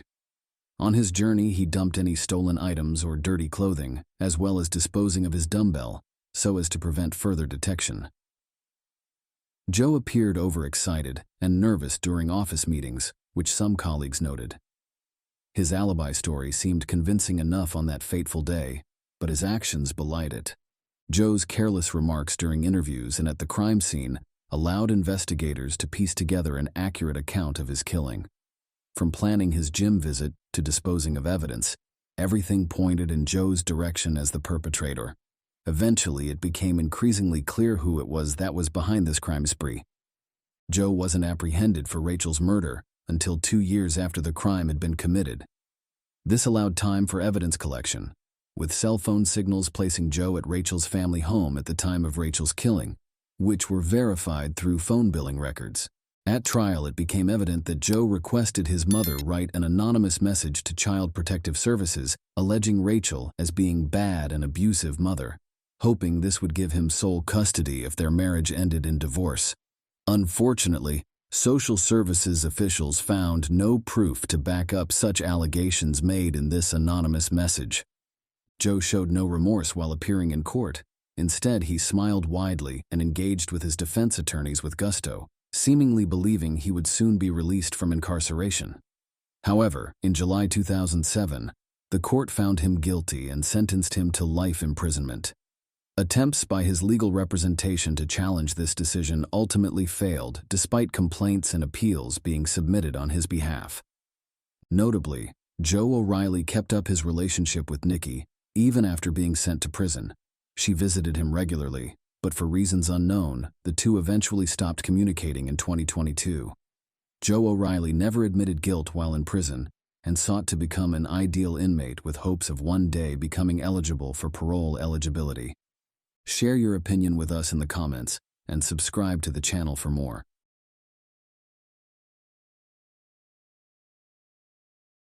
At London 2012 Summer Olympic Games, Felix Vero Sanchez stood out. Dubbed one of Puerto Rico's greatest talents and most anticipated athletes, many anticipated him winning championships and gold medals for Puerto Rico. All eyes turned towards him, believing that this young person would go far in athletics. In 2021, boxing once again made headlines worldwide media, this time in relation to criminal news. This storyline involves an early romantic connection that eventually developed into dependency that eventually lead to devastating consequences. Also includes details regarding who orchestrated 2014 Maine knockout, which earned praise from two-time Olympic champion Vasyl Lomachenko before receiving almost severe punishment, but eventually getting sentenced to life imprisonment. Be mindful that despite evidence and confession from his boxer's accomplice, he refuses to own up to his guilt. At 9 years old, an unexpected incident altered his future direction dramatically. An acquaintance visited with their 9-year-old, prompting an altercation that included physical contact that required both parents to intervene to separate the youngsters. His father later suggested that should any fights arise again in future, they should wear boxing gloves for protection. After his altercation, Felix requested being taken to a gym nearby. During this initial training session, he discovered his passion for boxing, later confessing it himself. At 16 years old, he won Pan American Junior Championships with flying colors. 1 year later, he won his national championship, while 2 years later, he participated in London Olympic Games where he reached quarterfinals, all markers of success in professional boxing. That year marked his path toward great success as an athlete. Verdeo took part in 29 bouts, winning 27 victories en route. In 2014, he earned recognition for delivering an outstanding knockout against Sergio Villanueva. Felix won his inaugural championship belt when he won the WBO Latino belt, which he successfully defended 6 more times over 2 years. It became clear to those watching that this young boxer would leave an indelible mark in global boxing history. Now let us get acquainted with Kayla Rodriguez. She was born in San Juan on November 23, 1993, with the name Kayla Marlene Rodriguez Ortiz, and raised by Jose and Kayla Rodriguez. As one of their children, Barris Nicole was also adopted into their family, alongside Jonathan from Kayla's prior marriage. Kayla was known to be both friendly and outgoing during her upbringing, performing admirably in school while harboring deep affection for animals that may lead her down a career path as a veterinarian one day. Kayla was especially close with her sister Barris, with whom she shared all kinds of secrets regarding personal matters as well. Kayla Rodriguez attended school alongside Felix Verdejo, her contemporary. They first met as children, but later began an intense romance during adolescence. Following Rodriguez's parents' separation in 2011, Kayla relocated to Florida, while her daughters chose to remain behind in San Juan. Though their separate lives had taken different directions for years, both sisters still shared close bonds that kept them close and shared the details of each life with one another. When an accomplished Olympic boxer named Elisa Maria Santiago Sierra became interested in dating him. At 18 years old, he met young schoolgirl and model Elisa Maria Santiago Sierra, who at 14 was attending school but still harboring big aspirations, one being to partner with an internationally acclaimed athlete such as himself or herself. Elisa's parents did not object to this relationship. Felix, both beautiful and skilled, attracted many admirers due to his boxing success as well as media attention he received for being good-looking and skilled.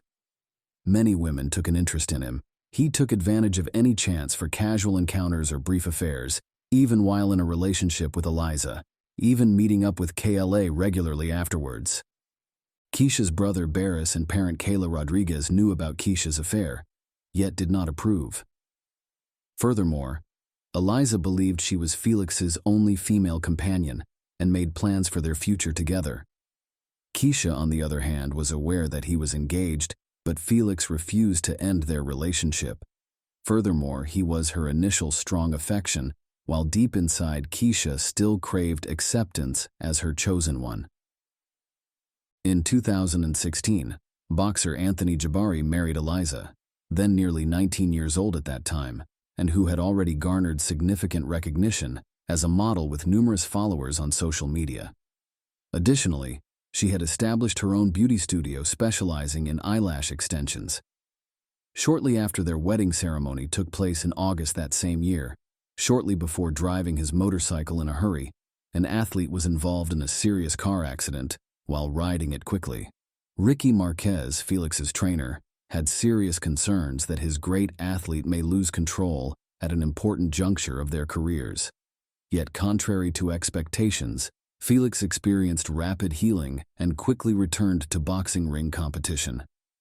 At September 2019, boxer Jose Verdejo Santiago shared a photo on social media featuring Eliza, who was far along in her pregnancy. In the caption of the photo, he stated, "In the near future, I will meet my father's beloved daughter," and 1 month later announced her birth, Miranda Verdejo Santiago. At first glance, he appeared to be an attentive husband and loving parent, yet unbeknownst to Eliza, he continued meeting up with Keisha without breaking off his relationship, each time emotionally promising that this relationship would end, yet each time he would promise this would end too, thus increasing Eliza's suspicions each time he promised his promise, and they would end it. But eventually she revealed this fact through confession later. KLA attempted multiple times to end her difficult relationship, but Felix would not let go. She avoided dating other guys since Felix warned her that any time he discovered she was with another, it could have severe repercussions for both parties involved. Especially because KLA herself had developed feelings for Verdejo since high school. Their feelings continued regardless. Rodriguez pursued an animal care career and found employment at a veterinary medicine and aesthetics clinic. Her colleagues described her as hardworking. Eliza was responsible and reliable. She lived with 2 dogs and a cat whom she loved dearly. However, in 2020, Eliza found out her husband's involvement with other romantic partners, such as KLA. As soon as this came to light, Eliza made waves by expelling him from their house, with threats that she would initiate divorce proceedings and prevent him from seeing their daughter anymore. Eliza's warnings had an immediate impact. Additionally, at that point in KLA's athletic career, there had been an abrupt decrease, leaving no time or desire for unwanted issues to arise. For some time, he stopped seeing Rodriguez. Felix, however, still kept an eye on nearly every action of Rodriguez and attempted to monitor each interaction they had together.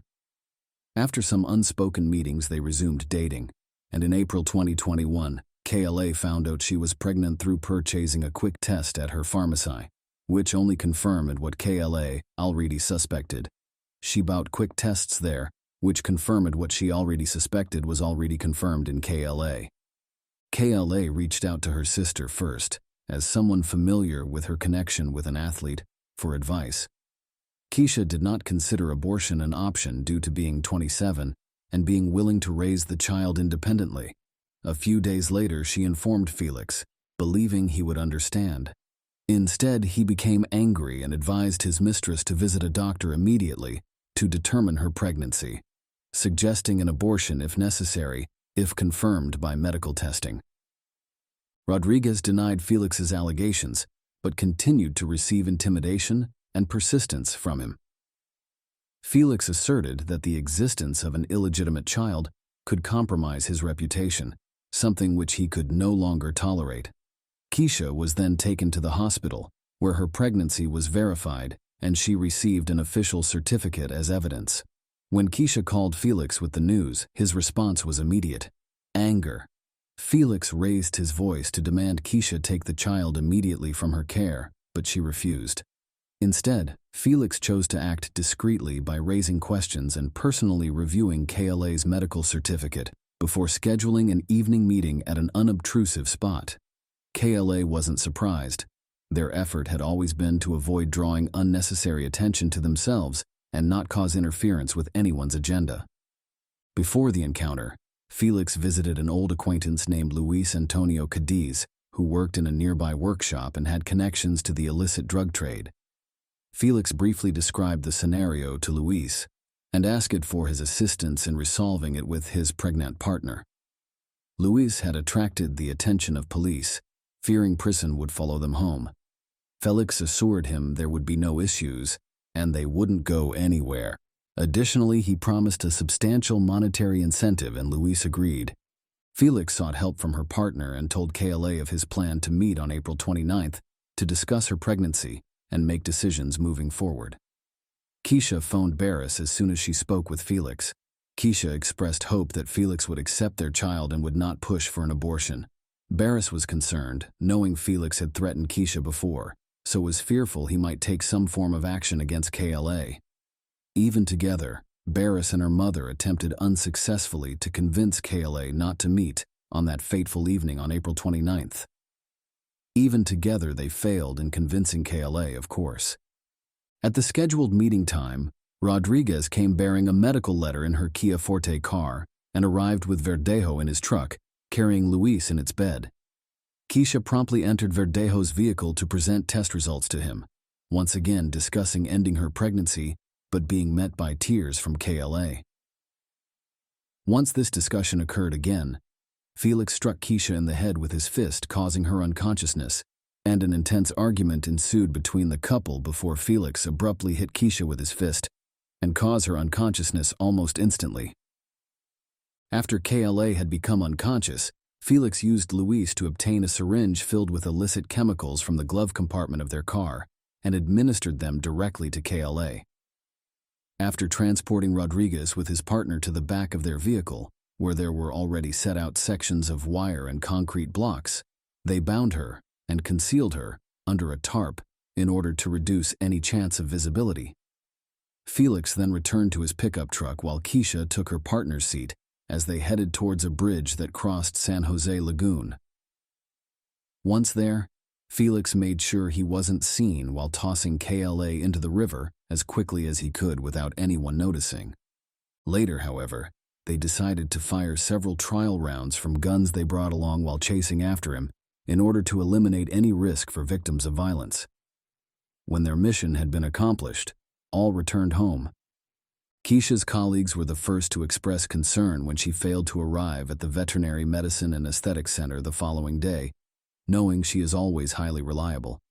Since she didn't answer their phone call or respond when called back by KLA herself, it was decided to reach out to Keisha's sister to inquire further into what had occurred.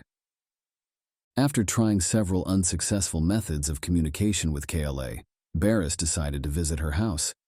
There was no response at the door, but thanks to an extra key, she gained entry without difficulty and found mostly starved animals who had gone 24 hours without food, giving rise to fear as Barris realized something horrific or irreparable had occurred to KLA. She called her mother and shared all details before notifying authorities of threats made against KLA.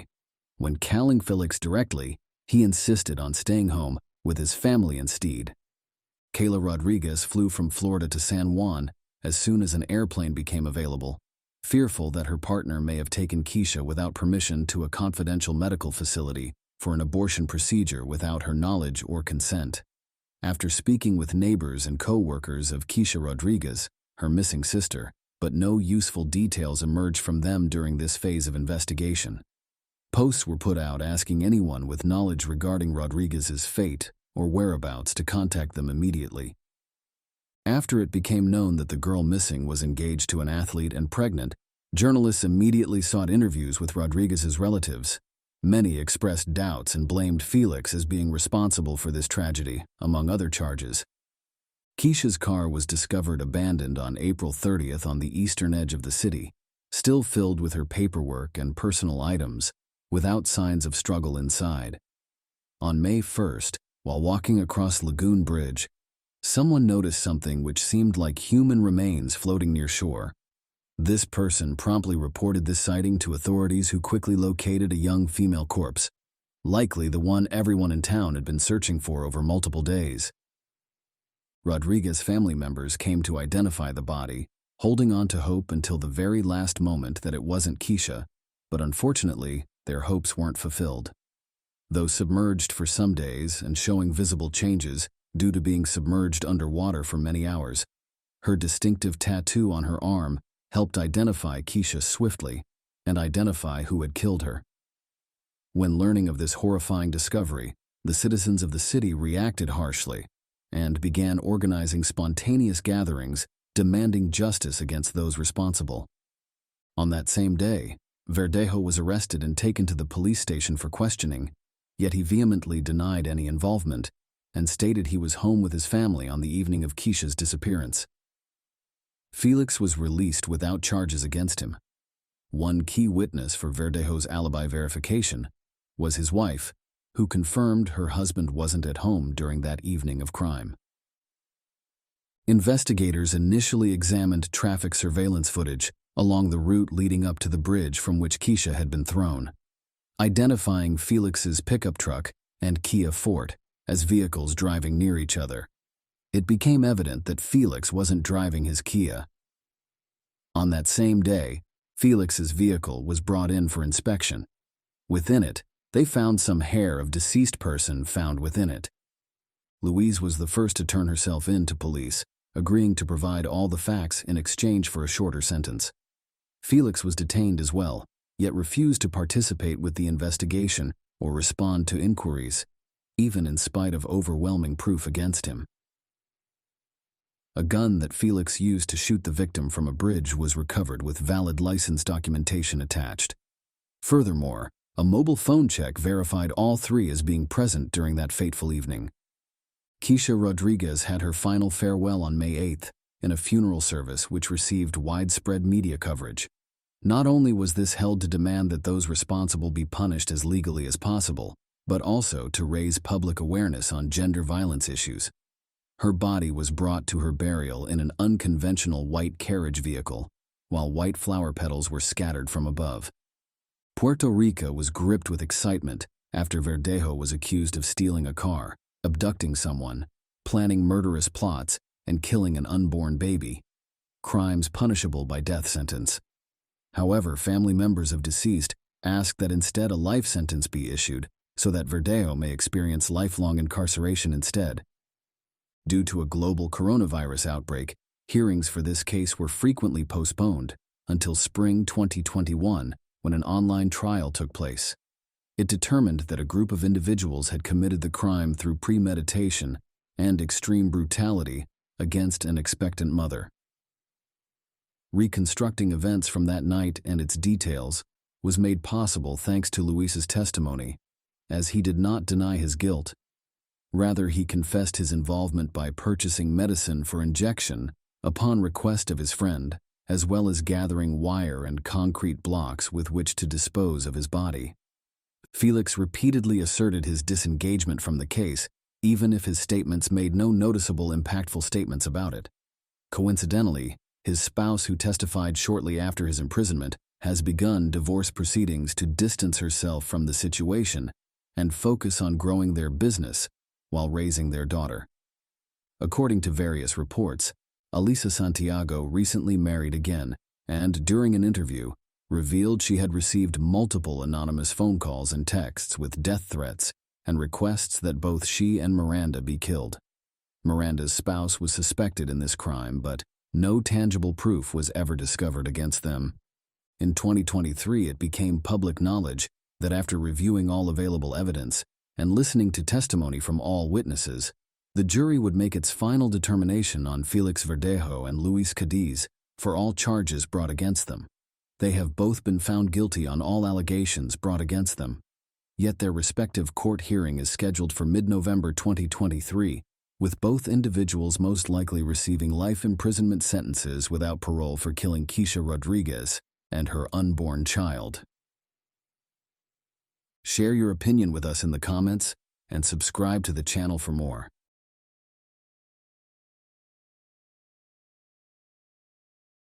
Royal Caribbean was sailing across the Asian Sea, where its expanse seemed endless, carrying newly married couple George Smith and Jennifer, who had recently been joined together in marriage. Sitting on deck, enjoying the cool breeze in their hair, and gazing upon beautiful surroundings, Asian Sea was stretched out before them like an expansive canvas filled with promise and potential.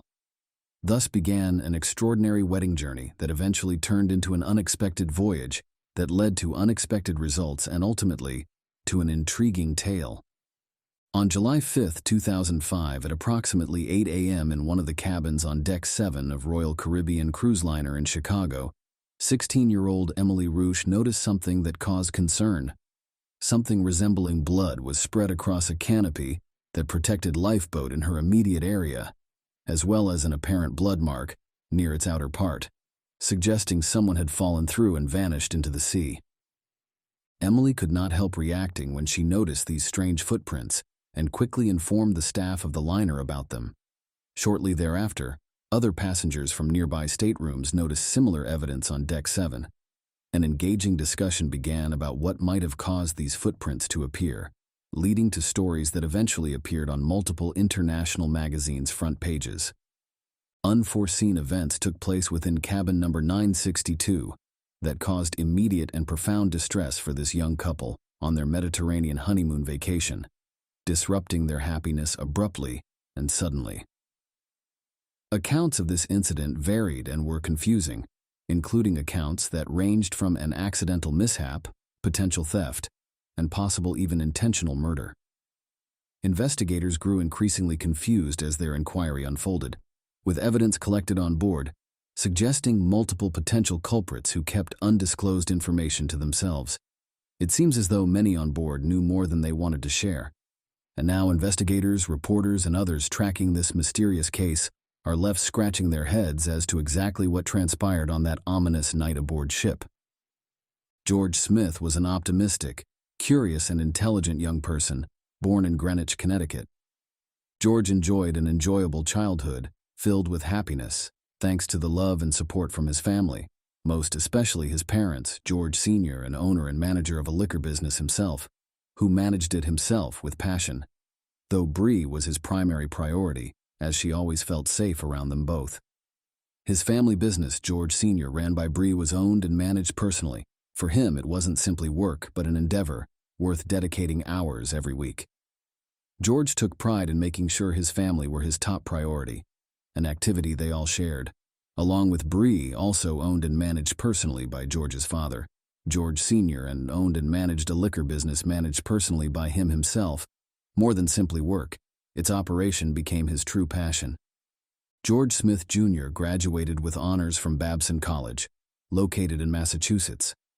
Following graduation, he spent some years as an analyst specializing in computer data mining in Boston, before returning home and joining his parents' store as an assistant manager to gain insight into all its details, so he could eventually take over and give his parents time for much-needed vacation. George Smith met Jennifer from Connecticut and recently offered a teaching position during one of his gatherings with friends in 2002. They quickly fell deeply in love, with George's parents also being thrilled about this choice of partner for their son. 3 years later, in 2005, when George was 26 years old, they made the decision to get married and start a new chapter of their lives together. They held their wedding at Castle Hill Inn, located in Newport, Rhode Island, with the ceremony taking place by the waterfront, an idyllic venue for such an important milestone in life. Following their ceremony, the newlyweds went on their 12-day honeymoon cruise aboard one of Royal Caribbean's grand vessels, sailing around Asia from Barcelona. Visits were made to France's Côte d'Azur and Italian coast. On their cruise, George and Jennifer quickly made friends with another couple from California, as well as Josh Asen, a 20-year-old with an engaging sense of humor, from California. Josh quickly befriended George before joining their cheerful group for fun hangout sessions aboard ship. On July 1st, after departing Italy's coast, they made plans to disembark and spend all day having fun on land together. On July 4th, youth explored Mykonos Island with eager excitement, strolling through its historic town's narrow alleyways and taking a dip in its clear Asian seawater were highlights for them, along with sampling delicious local cuisine in charming eateries. Happy and content, they enjoyed one another's company and this lovely location. Mykonos created lasting memories, and they planned to finish their evening together on the ship's deck. George and Jennifer joined their friends on board ship for another enjoyable dinner and decided to come together as a group and share in some good laughs to remember this special part of the world. It was an energetic evening as George, Jennifer, and Josh Asen all took advantage of tasty starters and beverages before moving on to having fun at the casino aboard ship. George liked sitting at the craps table, while Josh found entertainment playing poker. while Jennifer preferred poker tables for entertainment purposes. By the end of their evening, newly married couple had lost considerable sums, but laughed about it without regret. After all, this was their honeymoon. Following casino closure, companions made the decision to continue with their evening. George was most recently seen exiting the casino at approximately 2:30 a.m. and did not necessarily indicate that he would return to his cabin. On June 5, 2005, in the early morning hours, an unusual plan began unfolding on Mykonos in Greece. George Smith, recently married 26-year-old from West Virginia, was on an Asian cruise when he mysteriously vanished that evening. Witnesses described a vibrant, exciting evening on board which George loved. However, everything soon proved more sinister in its aftermath. The ship's captain conducted an examination of the stateroom, where strange footprints had been found, as well as surrounding deck areas, including where any possible acts of aggression might have taken place. There was nobody inside this cabin where such footprints had been left behind, and evidence hinted at something significant having taken place in it. Potentially related acts had led to its disappearance by violence against newly married couple. Word quickly spread among passengers aboard the ship about these mysterious happenings, creating unease among all of them and prompting Deck 7 to be closed off, so no passengers were permitted to enter or leave their cabins. Meanwhile, ship's crew extensively explored all potential locations on board in an effort to track down George and Jennifer, who had vanished without trace. After discovering blood, it was assumed that newly married couple had vanished for unknown reasons. A senior officer took control of the situation by taking action himself. Going back to their cabin to assess what had occurred, all available evidence indicated that George may have fallen into the water and disappeared off-ship. Meanwhile, on the opposite side, searches continued for George and Caroline. At 10 a.m., Jennifer was discovered receiving an otherwise scheduled massage in the ship's spa. To her shock and concern, Jennifer disclosed that her husband hadn't been present when she woke up today, though initially this didn't appear odd as they'd shared a cabin together before moving into different cabins for sleepover. So instead of searching for him immediately, she decided to indulge in some spa treatment rather than worry. At midday, Turkish officials arrived aboard to begin an inquiry. The captain comforted anxious passengers by explaining that recent events necessitated working closely with local authorities in order to clarify them quickly. He expressed hope that any issues would be dealt with quickly. Police officers began their interrogation of Jennifer, wife of the missing guy. Due to her unsettling state and apparent ignorance about George's whereabouts, Jennifer became the primary focus. She mentioned having not seen George since last night. Men from Royal Caribbean came knocking at her door, telling her it's possible he may have fallen overboard from their ship. Bloodstains could also be seen on its awning, suggesting something terrible had taken place with George. Investigators conducted an inspection of Stateroom 962 aboard a cruise ship. When they entered, the room was in disarray from a quick search or conflict. Fingerprints could also be seen on the balcony railings in the bathroom area, where spots of blood could be seen on rugs, towels, and surfaces like the balcony railings. Turkish investigators discovered two 2 cm bloodstains on bedspreads belonging to George. Samples were identified as belonging to him before disappearing mysteriously from cabin 962. All indications pointed to George having experienced trauma prior to his mysterious departure, suggesting trauma had taken place prior to his unexpected disappearance from cabin 962, prior to his untimely disappearance, a short while after experiencing trauma within this cabin, before his mysterious departure, without explanation from its confines, before its vanishment, from which all records could not be traced. Detectives were particularly intrigued by a chair on the balcony, which had been moved closer to the railing so someone could sit on it next to it, and discovered indications on it suggesting someone had been sitting. This aroused suspicion among many, including the captain of the ship, that George may have fallen from there and injured himself. However, due to tall barriers on either side of him, as well as bloodstains found inside both cabin and awning of boat, also leading them to suspect that there had been an act of murder committed on board ship. investigators began piecing together what had transpired that evening, trying to ascertain who George had been socializing with and what could have caused this tragic incident. Though their inquiry had only just started, it soon became evident that it presented them with an intricate tale filled with riddles and unexpected developments. Turkish authorities entered the ship to begin investigating George Smith's disappearance and decided to begin by interviewing a group of young men with whom his newly married couple had socialized prior to leaving port. Since the case remained obscure, each clue could potentially provide important insight. Company members reported that George and Jennifer had consumed excessive quantities of wine on that fateful night. George was under the influence of alcohol, so they assisted him back to his cabin where they helped him into bed before taking off his shoes before leaving him alone. Jennifer could not be found, and they speculated she might return later. Josh Askin's statement contains other inconsistencies, including his claim that he witnessed Jennifer leaving with casino staff member Lloyd, believing there to be an intense emotional bond between George and Jennifer, and them not hiding their feelings towards one another in George's presence. Video camera footage, however, showed Jennifer leaving without Lloyd at 3:25 a.m., leaving George with new acquaintances.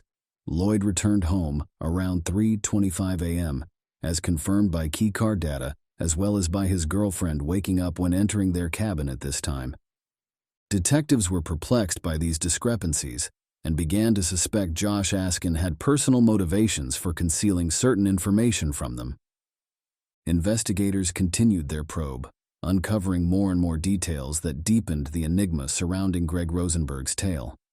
At 19 years old, Greg was enjoying himself aboard a cruise ship with family and friends, such as cousin Zach Rosenberg and close acquaintance Rostislav Kaufman. All three had Russian origins, but held American passports and resided in New York City. Jennifer and Greg Rosenberg decided to test their luck at poker at the casino. Betting activity continued well into the evening. When it closed at 2:30 a.m., their group decided to continue the fun at a club, dancing, sipping drinks, and enjoying drinks while Lloyd Botha, the manager of the casino, was present and joined in their nightly amusement. After this incident, accounts of what transpired began to diverge as members of the group slowly made their own ways back to their cabins. Some boys intoxicated with alcohol had become particularly boisterous late into the evening. Pursuant to ship regulations, delivery staff refused to serve two intoxicated guests who claimed that they had bought absinthe on Mykonos Island, but this wasn't permitted, as passengers weren't permitted to consume their own alcoholic beverages on board. At some point, Josh returned to his cabin on the same deck and obtained an extremely potent bottle of absinthe, which had an alcohol content exceeding 70%, one of the strongest alcoholic beverages available on the market. George decided to help Josh out and concealed it beneath his short waistband so as to remain undetected for as long as possible. After 3 a.m., when the ship had become totally silent, a vigilant janitor observed something unusual. 4 young individuals, including Greg, Zach, Rostislav, Josh, and George, were drinking from an absinthe bottle and making noise about drinking more. This incident was taken seriously and became another factor in the investigation.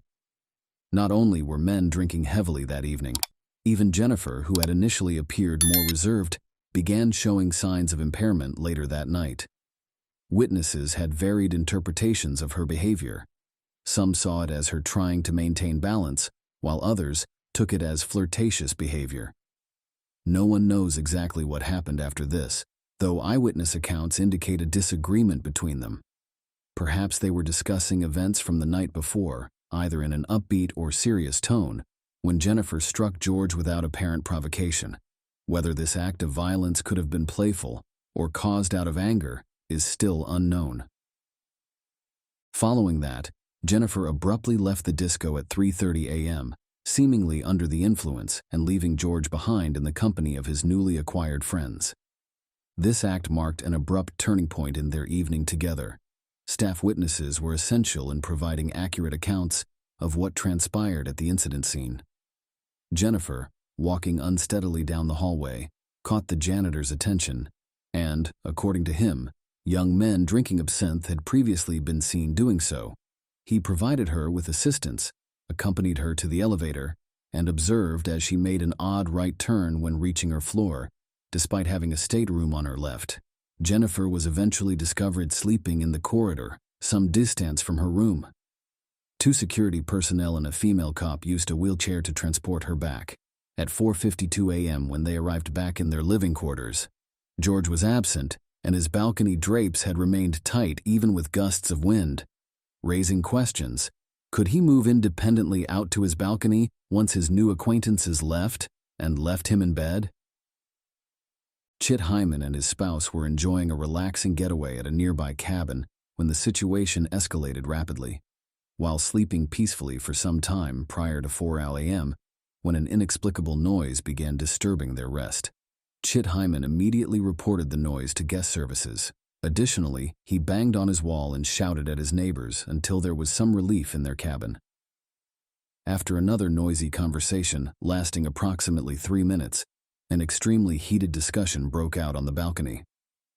Chit and his spouse overheard someone repeat, "Good night," as if encouraging people to leave the cabin, followed by sounds resembling furniture rearrangement, followed by what could only have been an item dropping to the ground. Chit Hyman decided to investigate and opened up the door, whereupon he observed 3 individuals whom he could not recognize. Other passengers on board reported hearing loud sounds that seemed to mimic someone hitting the roof of the boat, followed by a female's scream for help. However, none of the witnesses could provide conclusive proof that a female was present during that period in the cabin. Eyewitness accounts indicate 4 young males entered, yet only 3 of them could be seen leaving at any one time. Question was, could one of them have remained indoors to attempt to obtain money from a newly married couple following a large gambling session and possibly try to steal? Heist appears likely, although Greg, Zach, and Rostislav may have had other plans after Chit Hyman noticed 3 unknown individuals outside his room.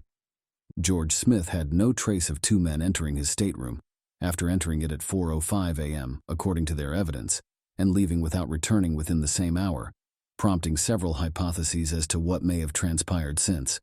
Here are a few theories as to what might have transpired regarding George. Robbery. Robberies are of great concern, and George and Jennifer had become intoxicated quickly that evening, yet witnesses saw them leave the casino at 2:30 a.m., seemingly relatively sober.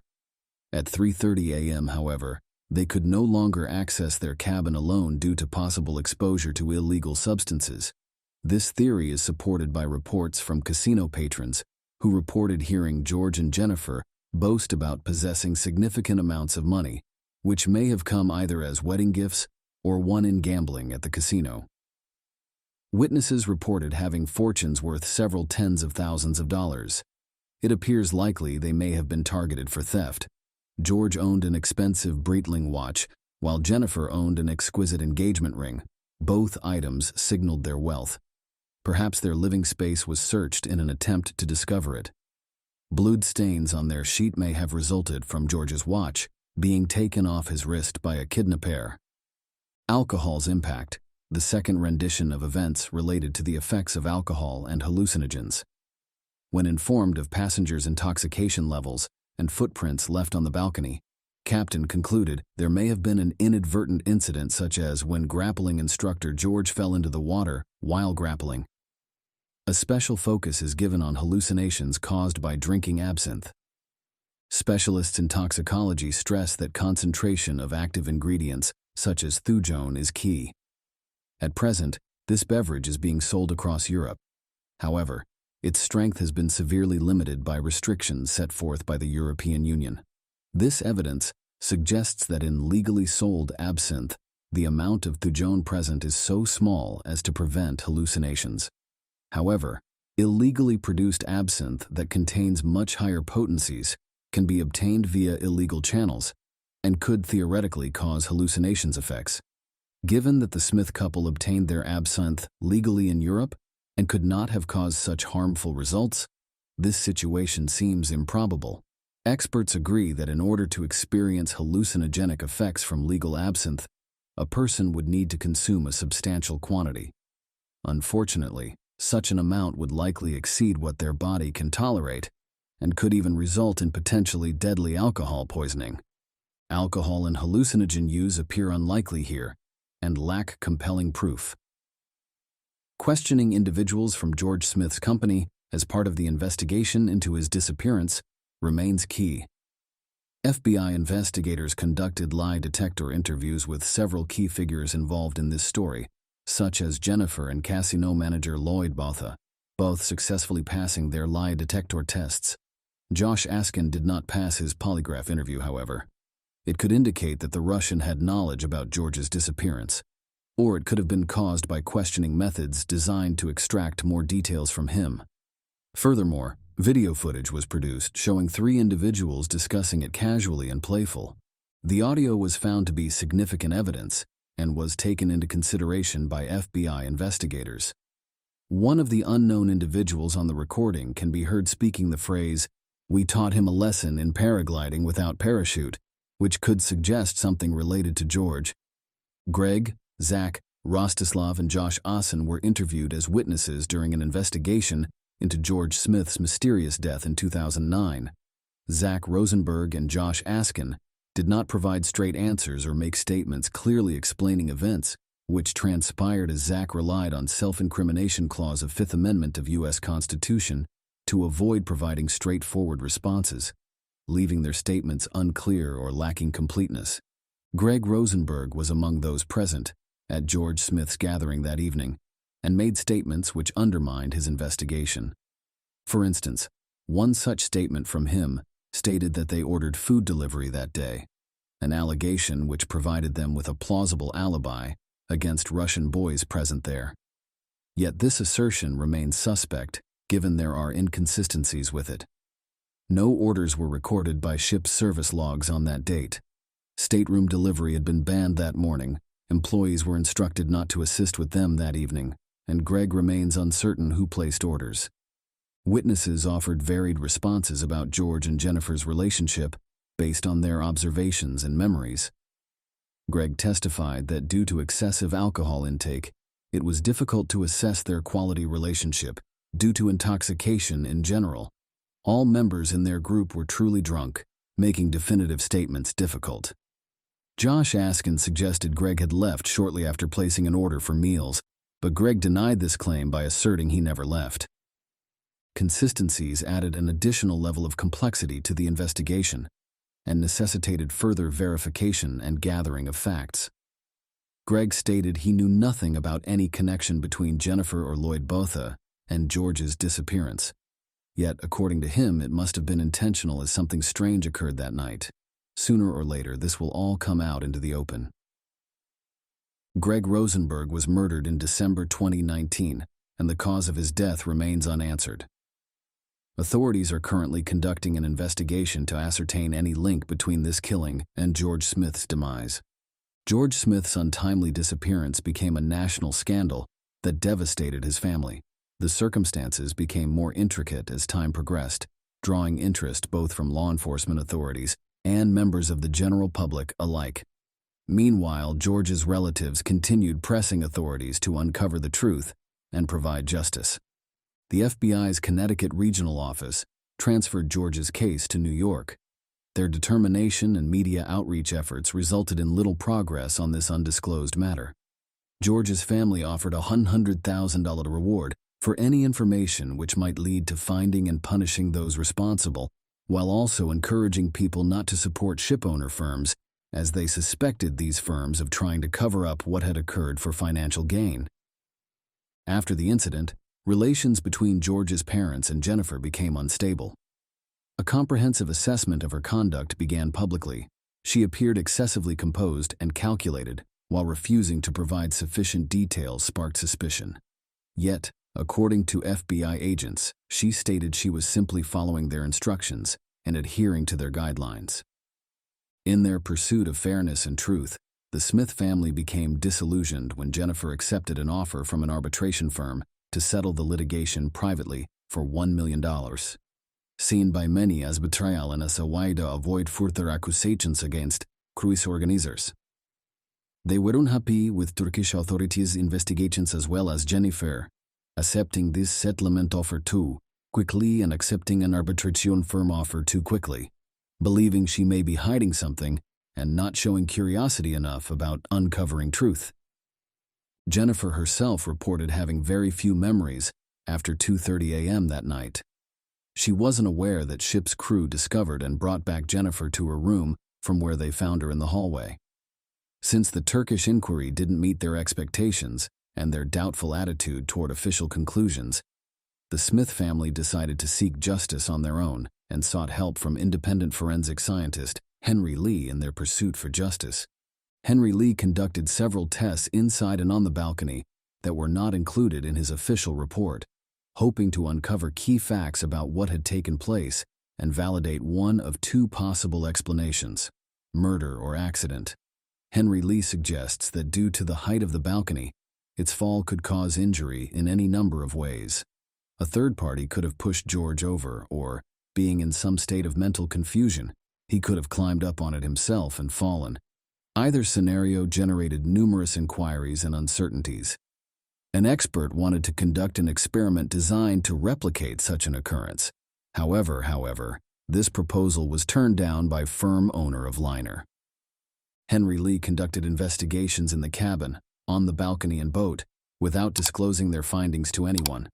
Simultaneously, the FBI began their own probe. Their studies and discoveries remained undisclosed as well.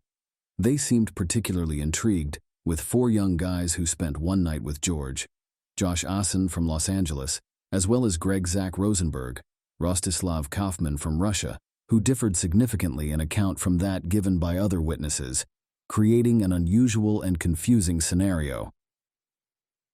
George Smith's mysterious disappearance remains an incomprehensible puzzle, shrouded in secrecy and unfamiliar conditions. Following an exhaustive investigation and consideration of various hypotheses, his loved ones remain committed to uncovering the truth about her disappearance. At first, they doubted Jennifer's involvement, but later, they became convinced of her innocence and raised their lawsuit settlement amount against a corporation. With this money divided amongst themselves as family, and obtained access to findings from ship owner company, inquiries that included testimonies from witnesses, as well as any relevant details that revealed by ship owner's company. Inquiries that included testimonies of witnesses, as well as relevant details regarding other details regarding George Smith's disappearance. Jennifer was left with memories of her first spouse and dedicated herself to charitable associations in his memory, striving to perform acts of kindness. Over time, she married again. Unfortunately, despite all attempts and investigations by the FBI to uncover what had occurred or where George's body might have been hidden, their efforts failed. At its conclusion, it was determined that George died accidentally. Furthermore, there wasn't sufficient evidence available for further investigations as stated by their official statement of the Federal Bureau. George Smith has vanished, and his loved ones continue to search for answers as to his demise. They feel deeply distressed that they cannot pay their respects to him at his burial site, yet hope they'll eventually unravel his mystery and uncover its truth. Share your opinion with us in the comments and subscribe to the channel for more.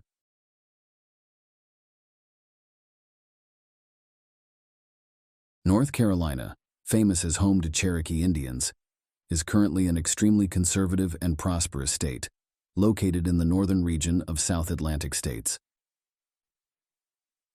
Crime rates here tend to be much lower than South Carolina. When North Carolina makes national news outlets, it usually because of snowstorms, tornadoes, severe thunderstorms along the coast, tropical storms flooding large areas, dense wildlife refuges at risk from wildfires or landslides that pose more danger than humans themselves, though that isn't always the case either. Tristan Boras, 17 years old at the time, unleashed the storm on April 10, 2019. An adolescent from a religious and large family committed a violent act at their Deep Gap residence on Wednesday evening, which resulted in their deaths. Emergency services received a call from a young woman reporting significant amounts of blood in her residence, as well as 3 family members she could no longer contact. Her parents and younger brother were missing. Law enforcement arrived quickly at Deep Gap, located approximately 1 mile from both Watauga and Wilkes County borders, to make an arrest or investigation possible. Once they arrived at the residence, patrol officers saw blood on the pathways leading up to it, on its doormat, and trailing up the staircase. Police officers discovered an injured male concealed by leaves outside his vicinity, who was suffering multiple stab wounds and was located beneath a hammock. At 10:30 p.m. that same evening, family's pickup truck was discovered hidden in a forest nearby, where female body had been hidden behind blanket, with mulch bags piled upon it. Jeffrey Boris, Tristan's father, was born April 16, 1975. He served as pastor of Conservative Pist Bible Fellowship Church, a Protestant religious group with Mennonite roots. Jeffrey raised Tristan in an environment which stressed individual devotion, as well as his sense of always being closely observed by God. Through careful examination of Bible passages at gatherings, as well as moral guidance, he received guidance throughout his upbringing. All forms of amusement, such as humor and colorful clothing, were disapproved of. Acts of kindness, philanthropy, missionary efforts, compassion towards adversaries, and rejection of aggression were seen as positive attributes. Jeffrey learned all these basics as Pastor Harry Boris's son, thus becoming an affectionate, mild-mannered youngster raised by him. Jeffrey found his first summer job at Big Surf Water Park, located on Lake of the Ozarks in Missouri. On his initial day of employment, he met Tanya Mae Trandom, who shared similar perspectives and upbringing as Jeffrey. Tanya, too, had been raised within a Christian household. An altruistic girl, she saw this devout young man as an ideal future spouse and nurturing parent. Tanya Brown gave Jeffrey a photograph depicting an older couple clasping hands, telling him it would be their future. Jeffrey's mother, Kathy Brown, began praying that God would provide his son with someone who shared a strong devotion to Christ. Eventually, the young couple married and carried forward similar traditions within their family unit, saving Tanya's picture in their family photo album as proof. Soon thereafter, they welcomed their first child, a charming girl named Taylor. 3 more babies soon followed, Tristan being their youngest. Taylor quickly proved herself an exceptional older sibling to her siblings, providing care, assistance, and friendship towards all, but most notably being best friends with Tristan as their youngest sibling. Tristan found Taylor his best and only companion despite an age difference, even though they both attended different churches. As they became older, Jeffrey and Tanya decided to fulfill their Christian responsibility by adopting 4 additional boys from an institution. Family was open, affectionate, and friendly, and eventually expanded to 8 children: Taylor, the twins Kay and Alexis, Miss Ariel, Stephen, Miku, Tristan. According to religious views in their family home, cell phones and social networks weren't permitted until a certain age, and children were encouraged to exercise self-discipline with regard to demands and desires. Boys were not permitted to begin romantic relationships until they finished high school, typically around the age of 18, which required attendance at Bible studies and religious affairs. Otherwise, children matured similarly as typical boys and girls would. Parents did not distinguish between biological and adoptive children. All received equal consideration, care, and affection from them. A thoughtful mother created an atmosphere of peace by paying close attention to internal dynamics and sibling relationships, praying frequently and performing acts of kindness. Together with her partner, she realized it was essential to develop good qualities through their behavior and set an example for her children of how important kindness can be in society. After Hurricane Ike struck Haiti, Tanya decided to sell her expensive wedding ring and donate the proceeds to an organization building homes for those affected by it. She bought herself an ordinary and inexpensive band instead. In 2015, Taylor completed high school and relocated to Boone for Appalachian State University. This event greatly affected Tristan. Without his friend around anymore, he felt alone and abandoned. Taylor returned home quickly, living her own independent life, while Tristan continued with the same restrictions and routines imposed upon him since early years by his parents' religious beliefs. Tristan felt restrained by not having access to social media, as this form of communication has become integral in teenagers' lives today. After Taylor had moved away, tension between his parents only worsened. In December 2017, however, Jeffrey and his family made significant positive steps forward when they relocated to a spacious lot in Deep Gap in Watauga County, in North Carolina, on an unpaved road that led into forested areas. It was significantly larger than their former residence. Robin was Tanya's mother and the children's grandma. This close proximity allowed for easy access in case additional care were necessary for caring for Tristan or not. While moving had likely been positive overall, Tristan may have needed time to adjust to his new environment by switching schools and adapting to life with new peers. At first, Tristan Boris's life may have seemed trouble-free. Attending Watauga High School and joining its track and field team seemed effortless, while other children found work as counselors at summer camps.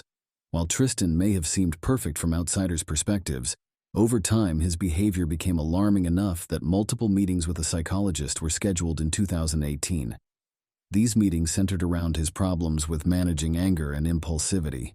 In 2019, when this young student was attending high school, he experienced difficulties understanding certain subjects despite his strong capabilities. These challenges persisted with every passing day, and since his relocation, have worsened significantly.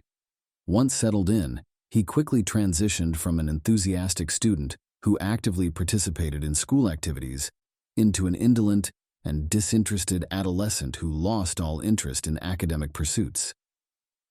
Tristan began arriving late for lessons and had no desire or motivation to study, often wearing headphones in class with an uncommitted expression on his face. Teachers attempted to help, even reaching out directly, yet nothing seemed to change his apathy or enthusiasm toward studying. Tristan was not always behaving appropriately at home. At that point in his life, he already owned everything. There were often arguments between he and his parents over his mobile phone use and social media usage. In addition, Tristan spent hours surfing the web using Instagram as his portal of expression, where he described himself as a musician. Taylor had always taken an avid interest in her siblings' lives, and noticed that Tristan frequently clashed with both of his parents over religious matters. She discovered other issues at school as well. Although she attempted to communicate with Tristan again, their former intimacy no longer existed. Tristan eventually met Evelyn Faith Jackson, a girl from his religious community. They began meeting regularly without paying attention to any restrictions on close relationships, occasionally smoking prohibited plants together, and Tristan often complained to his mother, who would debate his behavior with him at night, leaving him exhausted and unable to focus in school. The young man expressed concern over his numerous shortcomings that prevented him from meeting his mother's expectations and earning her pride. He noted that while with his father he could be his true self, that wasn't necessarily the case with her. On April 10, 2019, several previously undisclosed aspects of Tristan's life came to light. Security cameras were set up in his barn where goats were kept. His previous mobile phone, which he often used without telling his parents about, became an avenue of access for Tanya. She found texts showing that Tristan had engaged in explicit talks with female visitors, as well as discussed illicit substances. Tristan was at school when his phone started beeping with new messages from Tanya Boris and her husband, Daniel Boris. Alarmed, Tristan's parents communicated with each other over what had been found on Tristan's old phone. Upon learning this news, they started text messaging him and discussing the data discovered there. That same day, Sher King, Tristan's English instructor, called his mother with concerns regarding Tristan's academic performance and conduct. Later during trial, Sher King testified that Tanya Boris informed her they would collect Tristan early from school to discuss his grades with Tanya Boris, who she would also discuss it further with Sher King, regarding concerns she expressed about Tristan's academic performance and conduct, before later testifying that Tanya Boris told her and her husband would pick Tristan up early from school in order to discuss grades with Tristan before collecting him beforehand, in order to discuss grades with Tristan himself, before anyone else would know about this matter, involving Tristan being spoken about by Sher King, who then phoned his mother, expressing concern regarding academic performance and conduct issues. of which Tanya Barras informed her, and husband would arrive shortly and collect him ahead of schedule in order to discuss possible academic performance and conduct issues concerning him being involved. Later testifying, Tanya Barras informed her and her husband would soon arrive shortly thereafter in order to collect him ahead of schedule from school, in order to discuss his grades together before collection from school shortly. Sherry King relayed Tristan's parents' message to him, who was shocked at what he heard. Tristan and Sherry left their youngest child with his grandma before heading over to his middle school to address the situation. Upon their return home, it was relatively peaceful. During trial, Tristan would recall that his mother appeared distressed while searching through his phone. Home discussions lasted approximately 90 minutes. Following their session, Tanya sent a text message to Tristan's mother informing her that Tristan wasn't bothered by his phone and car keys being confiscated until his grades and behavior improved. Tanya also mentioned she would soon arrive to collect Tristan. Tanya sent this text at 4 p.m. Once Tristan and Tanya discussed performing well academically, maintaining healthy relationships with girls, illegal substances risks, as well as her preference that Tristan focus on Christianity rather than other religions. He was made to listen and became acutely aware of where improvements needed to be made in his life. They created a list of traits necessary for personal growth, empathy and integrity among them, later to be discovered by cops. Tristan recounted how his mother approached from behind, placed her arm around his neck, exerted force upon it, forcing him to respond impulsively by rising, pivoting, and unwittingly striking her with his elbow, something his mother had never done before, which may explain his response. Her response? To grab what appeared to be scissors from a shelf. However, as Tristan felt overwhelmed by his surroundings, he took action himself by stabbing his mother, believing he was protecting himself, and fled for assistance from his father before returning. Subsequently, a forensic investigation would fail to uncover evidence on Tristan's neck, proving his mother strangled him. At trial, the prosecution would present photographs from a medical examiner depicting a fractured neck bone. In contrast to this testimony provided by psychologists who demonstrated Tristan Boris was mentally sound when the crime was committed, but suffered from compromised cognitive conditions which caused depersonalization, derealization, and an unreal feeling. Unfortunately for Tristan, both court and jury would disregard psychologists' interpretation by simply concluding he is an adept manipulator and socially risky individual. Tristan was confused and disoriented during this encounter with his father, as he could not comprehend why he was fleeing him, and why, upon finally catching up, he ended up stabbing him despite pleas for assistance. Tristan remembered his father grabbing a stone and shouting. Tristan refrained before apparently preferring that his life end, rather than attempt to harm or maim Tristan further. Neighbors reported hearing loud screaming coming from Boris' property around 5:30 p.m. Wednesday. Once it was over, Tristan returned home and vomited, according to his psychologist's analysis. This indicated a high degree of stress rather than premeditated murder. However, the jury held a different view than the psychologist, eventually receiving reports from a forensic medical examiner. At trial, Jeffrey Boris's post-mortem report listed several knife wounds to his left chest and back, slash wounds on both arms and hands, and abrasions to his skull and forehead. Tanya Boris's autopsy report showed numerous stab wounds across her left chest, back, arm, as well as possible neck trauma from pressure applied by Jeffrey. Additionally, injuries could have resulted from pressure applied when Tristan felt threatened by Tanya. These findings demonstrated that Tristan could distance himself from his mother should he feel threatened. Also provided him the chance to distance himself in case his mother, should he feel threatened himself during his attack on Tristan. Though her actions were likely caused by a rapid error of judgment and misunderstanding of self-defense, their son Tristan's murder and subsequent behavior was immediately clear. After taking Tristan's mother's body from her residence and placing it into their vehicle covered with a tarpaulin cover for transport, later he cleaned up the area surrounding his residence for around an hour before using a garden hose to rinse out its porch next door. At approximately 8:30 p.m., Tristan arrived at Robin's residence to collect his younger sibling from school. something she found peculiar, only for him to inform her that their parents needed to run to a store quickly and didn't have time to collect him themselves. 20 minutes later, she received a phone call from another grandson, upset because neither parent was responding to his calls, nor arriving as per usual at his part-time worksite, where they usually picked him up afterward. Grandma called Alexis and asked her to fetch Robin. Once at Jeffrey and Tanya's residence, Robin noticed blood on the porch. However, because the couple owned pets, she wasn't overly concerned. When entering the house to collect a flashlight and inspect her animals, she noticed there was significant blood present. At that moment, Alexis quickly entered her home and reported her discovery of a body near the animal barn, along with believing she saw Tristan with bloody wounds escaping in a car used for escape. Alexis quickly contacted emergency services. An operator advised Alexis and family members to lock themselves into a vehicle until police arrived to respond. After 10 minutes of waiting outside and speaking with other officers, all were transported back to the station, where they learned of Jeffrey and Tanya Barassi's deaths.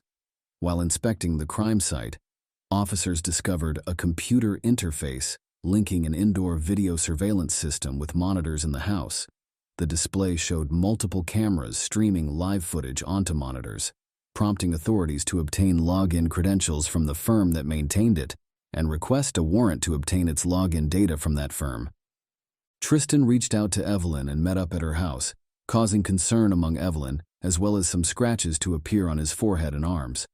Tristan assured Evelyn that all was okay after an argument between his parents and playing with their dog led to scratching. Evelyn later noted 3 scrapes on Tristan's forehead, 2 cuts on his hand, laceration on one fingertip, a bruised fingernail, and more scrapes than were visible. Tristan uploaded an image to Snapchat of his injuries after the incident and claimed they had been caused by his father's dog. Evelyn believed they matched up to injuries she saw him suffering during that evening's visit to Tristan and offered for him to stay overnight at her place and then visit Walmart and McDonald's the following morning before visiting Walmart and McDonald's as planned, but later decided against going. Tristan desired temporary separation from both of his parents, so Evelyn suggested staying with one of her family members for some time until Tristan agreed, and they journeyed together across state lines. On April 11th, officers from the sheriff's office obtained login and password credentials to the video surveillance system at Borley residence and examined video footage to unearth details regarding this crime. Police obtained an arrest warrant for Tristan and provided details regarding his vehicle used to flee to the National Crime Information Center, leading to an intensive search and pursuit operation being initiated in its search for it. Investigator Matthew received information that Tristan had been seen in Tennessee, so he began the necessary paperwork for extradition. To facilitate conversation between themselves and Tristan due to his young age, Robin, Tristan's grandmother, joined Investigator Matthew on their apprehension trip. Tristan noticed blue lights following him while driving his Ford with Evelyn.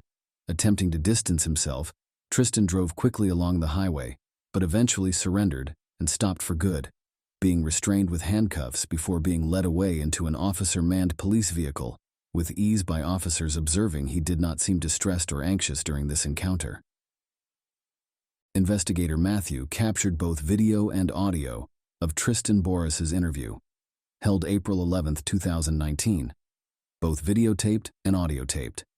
Tristan responded to all inquiries, admitted his conduct had violated law, and provided an in-depth account of it, sometimes breaking down in tears during their conversation. Tristan, who was only 17 at the time, was detained without bail. Shortly thereafter, the sheriff's office obtained a warrant to examine Tristan's Snapchat account, as well as 5 cell phones, which may contain evidence on this incident. A search warrant was also issued for Tristan's Orchard Road residence, where investigators discovered an additional mobile phone in the main bedroom, as well as paper cups, hammers, straws, knives, swabs with red stains, eyeglasses, kitchen towels, hammock, digital video recorders, a rug, and various papers, cards, and boots from storage. Legal papers indicate that a search warrant was also authorized for Tristan's Ford F-150 vehicle, where a swab with red stains, a charger for his laptop computer, and steering wheel cover were taken. Another search warrant was also issued against his girlfriend's residence in Boone, as he had spent the night there. Pillowcases, zipper sweaters, and notebooks were confiscated from these premises by court order. Investigations and searches provided detectives with enough evidence to reconstruct every detail of events, even those seemingly minor ones that had not occurred yet, thus making self-defense unfeasible. Funeral ceremonies for this couple took place on April 17, 2019 at Bible Fellowship Church and were led by pastors William C.R. and Brad Gray.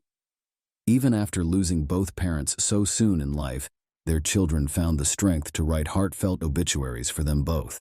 Jeff and Tanya brought immense happiness and pride to both of our parents. As such, we aim to carry on their legacy by loving others fully while following Jesus. Following her brother Tristan's funeral, Taylor visited him for the first time in prison and was shocked at his behavior. Tristan showed no regret or attempted to place blame onto other family members. To her sister, it appeared like he believed he'd eventually gain his freedom again. She felt repulsed and left quickly.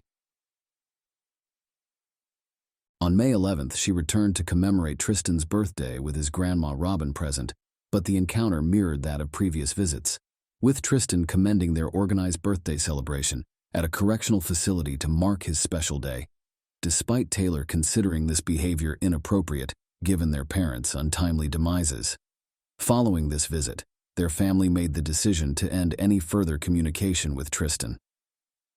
Trial began on February 16, 2022. At trial, Tristan expressed regret over what had taken place, agreed with what his family had said about him, and supported the choice for long-term restrictions to ensure their sense of security. On March 3rd, he was sentenced to life without the possibility of parole on each count of first-degree murder by Judge Horn, who noted mental health was an element in this case as Tristan Boris still experienced anxiety, depression, and post-traumatic stress disorder, like symptoms according to psychologist reports. Judge Horn noted that although the psychologist did not detect signs of psychotic disorders, anxiety and despair might have been compounded by her use of illegal narcotics. One striking aspect of Tristan's case was his family, lawyer or himself, not providing any explanation as to the reasoning for his crime. On one side, there is a religious household and socially risky person, using illicit drugs who did not fully grasp why events transpired, nor effectively manage miscommunication. While on the other is Tristan himself, who wasn't sure why something went wrong. On the other side of the coin is a young man with an inadequate self-perception, no confidence, frequently experiencing depression, showing symptoms of anxiety, and not seeking professional healthcare services. At his court hearing, it was brought up that he experienced panic attacks, which his mother helped manage as she too experienced them frequently. One of the central principles of teaching PISM is based on the belief that children born with original sin are inherently immoral and therefore need education and schooling in order to rectify their behavior and prepare them for living an ethical lifestyle. Establishing strict discipline and suppressing children's self-awareness are effective in accomplishing this aim, according to some. Strict love may even prove helpful. Children genetically predisposed for increased sensitivity of the nervous system often struggled when raised within severely limited environments that were overprotective, leading them to feel insufficient when it came to religious belief systems. Some individuals naturally require more affection, while others demand less. As his older sister recalled, the young child felt threatened by the arrival of new siblings that caused their parents' priorities to shift in response to them. Initial reactions included revolt, followed by feelings of sorrow and low self-esteem, evidenced by illicit marijuana usage, sudden attacks of anxiety, and feelings of being detached from both oneself and their surroundings. His religious beliefs differed from his parents. He could not fulfill his mother's expectations, and the changes needed were listed in a joint document they created together. Instead of finding contacts for competent therapists, they had reached the breaking point, leaving no way out but separation in what had once been an affectionate family unit. Share your opinion with us in the comments, and subscribe to the channel for more.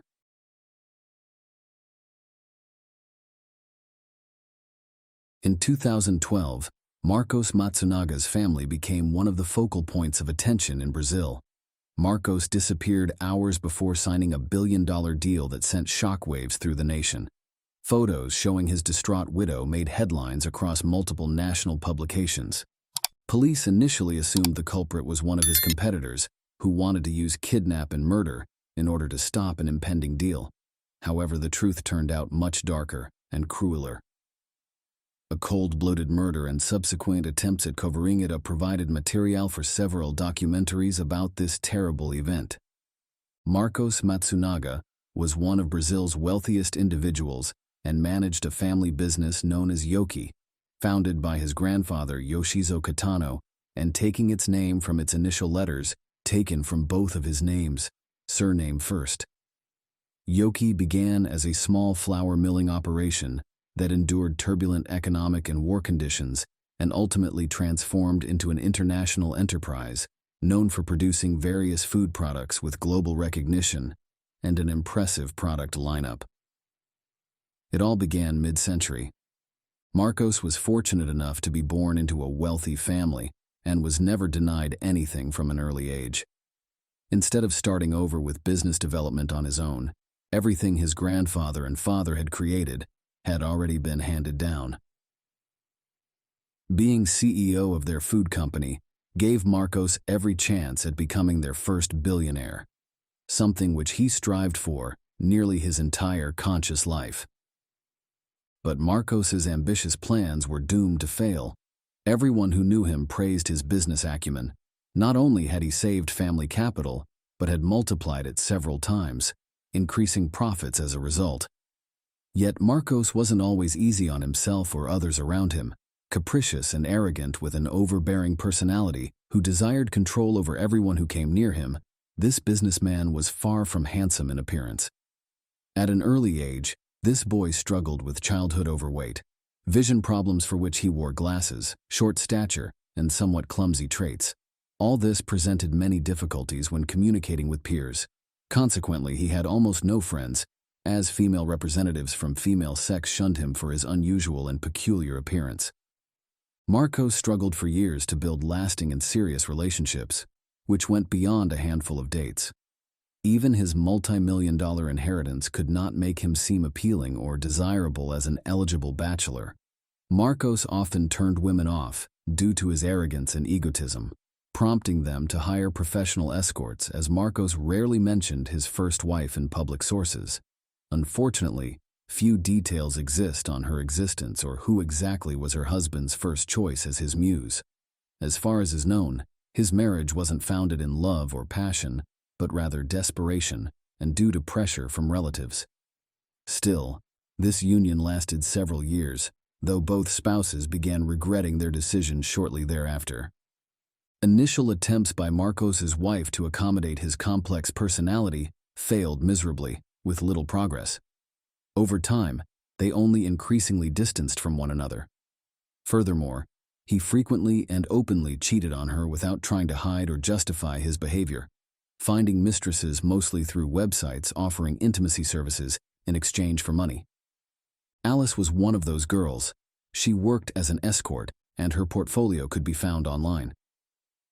It was there that a businessman noticed an attractive, bright blonde with an alluring figure.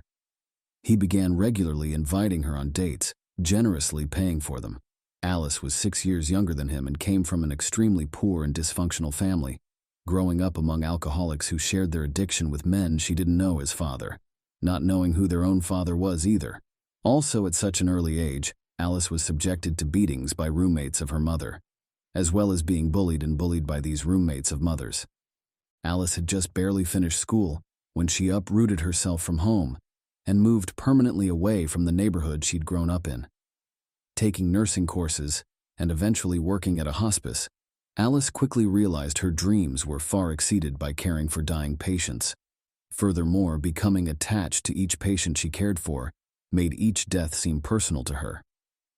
Over time, Alice decided to obtain higher education and change careers entirely, eventually choosing law as an occupation, which promised many opportunities in life. Alice had spent months preparing to enroll at university, and managed to score the required number of points on her entrance exams, yet couldn't afford her studies from her modest nurse salary alone. Since she'd abandoned all ties with relatives after moving away, young and attractive, Alice decided to use external data, such as her external profile data, in order to generate income by signing up with an escort site, which assisted in creating her personal page. And soon wealthy men began showing an interest in the young blonde beauty. Alice found escorting and intimate services a source of income that enabled her to pay for her studies and fully support herself, but planned on moving on to something more suitable once she earned her diploma and secured employment in her specialty field. At that time, Alice met Marcos, one of her regular customers who generously gave gifts while meeting regularly without hiding from anyone. Although Alice knew Marcos was married, at that point in time she couldn't have dreamt he'd leave his wife for her. Alice Matsunaga was like the heroine of a fairy tale, an impoverished girl from an unstable home, working as an escort service provider, meets Marcos, an eccentric multimillionaire who falls madly in love with her almost instantly. Marcos may or may not have made efforts on Alice's part to seduce Marcos.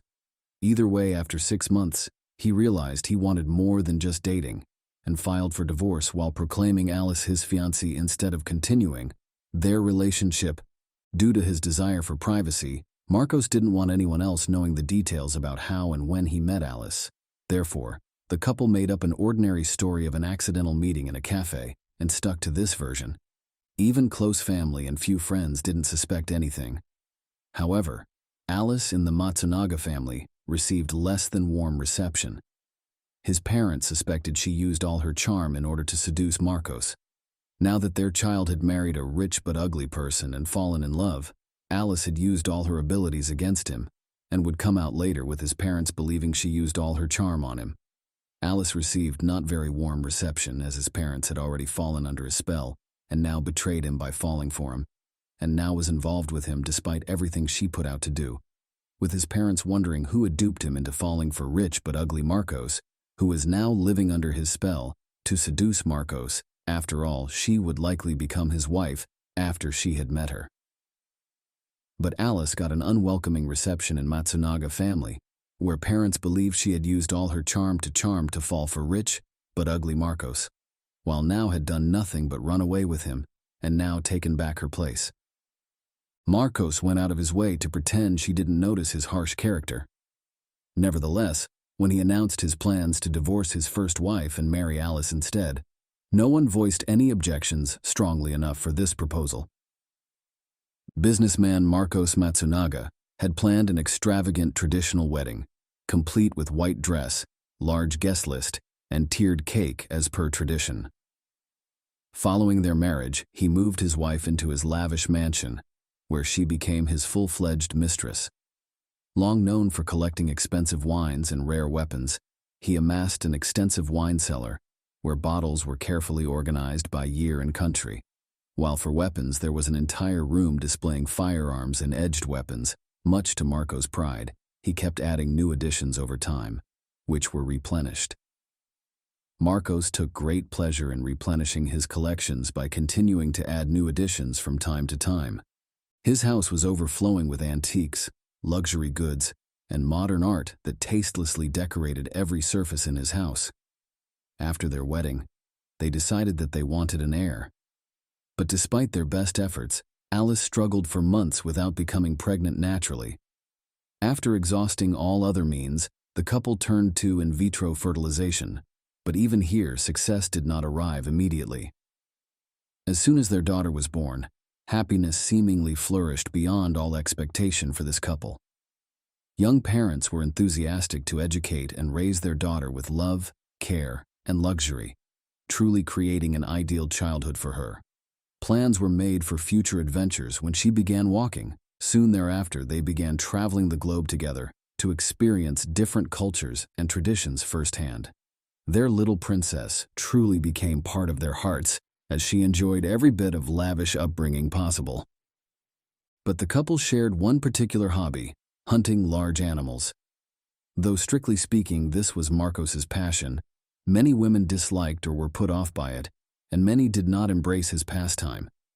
Eventually, Marcos stopped trying and gave up. Alice took up hunting to gain favor with Marcos and ultimately win his heart. Initially by learning how to handle various firearms at shooting ranges, and then in the woods, hunting wild animals together. Alice had no qualms about taking animal lives, as she treated it as a kind of competition. Either you do it, or you don't. Marcos enjoyed this approach, and would watch Alice handle weapons and hunt her prey with relish. Together they taught Alice to skin and carve wild boars, deer and other forest creatures together, using large knives, special cleavers, and axes. Skinned them separately using large knives, while using special cleavers, axes, and large knives to separate body parts, using large knives as well as special cleavers, axes. Also, rather than cats or dogs for pets, they owned poisonous snakes, which had special terrariums created specifically to replicate conditions as close as possible to natural conditions, fulfilling another long-standing dream of Marcos, who adored snakes, but his first wife disapproved of having one as pets, despite wanting one. But then, Alice had done wonders to keep Marcos at ease by sharing in his unusual hobbies. In 2012, Matsunaga was prepping to make what would likely become his signature deal and make him a billionaire, selling off family company and using proceeds of sale to invest into another profitable enterprise. At this time he rarely appeared, being consumed by work and grandiose plans, moving with wife into an opulent apartment complex close to main office of company where his work resided. Marcos seemed to be away almost all of the time, while his young wife remained lonely in a luxurious apartment with panoramic city views. Marcos's work schedule was packed full of meetings, business appointments, and consultations with specialists. So much so that often he did not even spend the night at home, promising his wife that as soon as the deal was signed and sealed, their lives would change and transform completely. On May 19, 2012, on the eve of a multi-billion-dollar deal, Marcos vanished without trace. Alice only reported it the next day, due to believing he was at work. According to Alice's account of Marcos's schedule for that evening meeting, that could last into the night and early morning, meeting with business partner. So he took some items, warned he might spend the night in office before going directly for deal. When Marcos didn't return home nor answered his phone anymore, she became concerned and reported him missing immediately. Police were quick to notice when Matsunaga failed to appear for meetings that he simply could not miss, such as evening events and morning appointments. He absolutely could not miss. Initial speculation suggested he may have been kidnapped. Ransom demands likely would soon follow within 24 or 48 hours, and hopes of Matsunaga still living were dissipating like smoke before our very eyes. Investigators were swift to act. They interviewed relatives, friends, and business partners of the businessman in question in order to discover any enemies who might wish for his death or disrupt an imminent deal. But it proved futile despite our best efforts. No single individual or group were capable of orchestrating a strategy to target or kill this businessman who ran his enterprise with diligence. Each strategic decision from him benefited almost everyone involved in his endeavors. After collecting her daughter, Alice returned home to inform Marcos's father-in-law and mother-in-law what she had not dared tell the police, that her husband Marcos was cheating with Natasha Villalima for years, without hiding it from Alice or hiding their affair from anyone. Although after several major arguments and threats of divorce, Marcos promised that he would drop Natasha for family reasons, but instead continued meeting up with Natasha more subtly, so as not to create yet another family scandal. Alice suspected Marcos's infidelity and decided to hire a private detective in order to gather evidence. Alice had photographs and videos showing Marcos on romantic dates with Natasha. It was notable that Marcos took Natasha with him to restaurants and entertainment venues frequented by both himself and Alice. It seemed Marcos wanted others to witness his disdain for Alice by openly cheating without hiding it from anyone. Later, Natasha Lima, a businessman, discovered escort services through the same website where he met Alice. They spent about 5 months together, during which he gave her an expensive car and paid an exorbitant sum to have Natasha take down her profile from that site. Photos and videos showing Marcos's infidelity were presented to his parents by his daughter-in-law before disappearing without explanation or apology. Instead of making excuses or asking forgiveness from anyone involved, Marcos simply packed his things, told his wife he was leaving, and left their apartment without explanation or apology or explanation, without asking forgiveness or making excuses or asking forgiveness. Instead, he simply packed his things and told his wife he was leaving before leaving without explanation or making excuses, nor asking forgiveness from anyone involved, dissolving without trace. Alice told how, consumed with passion, Matsunaga decided to run away with another woman. However, everyone who knew him insisted he could never simply abandon the business, because his family had built it over decades.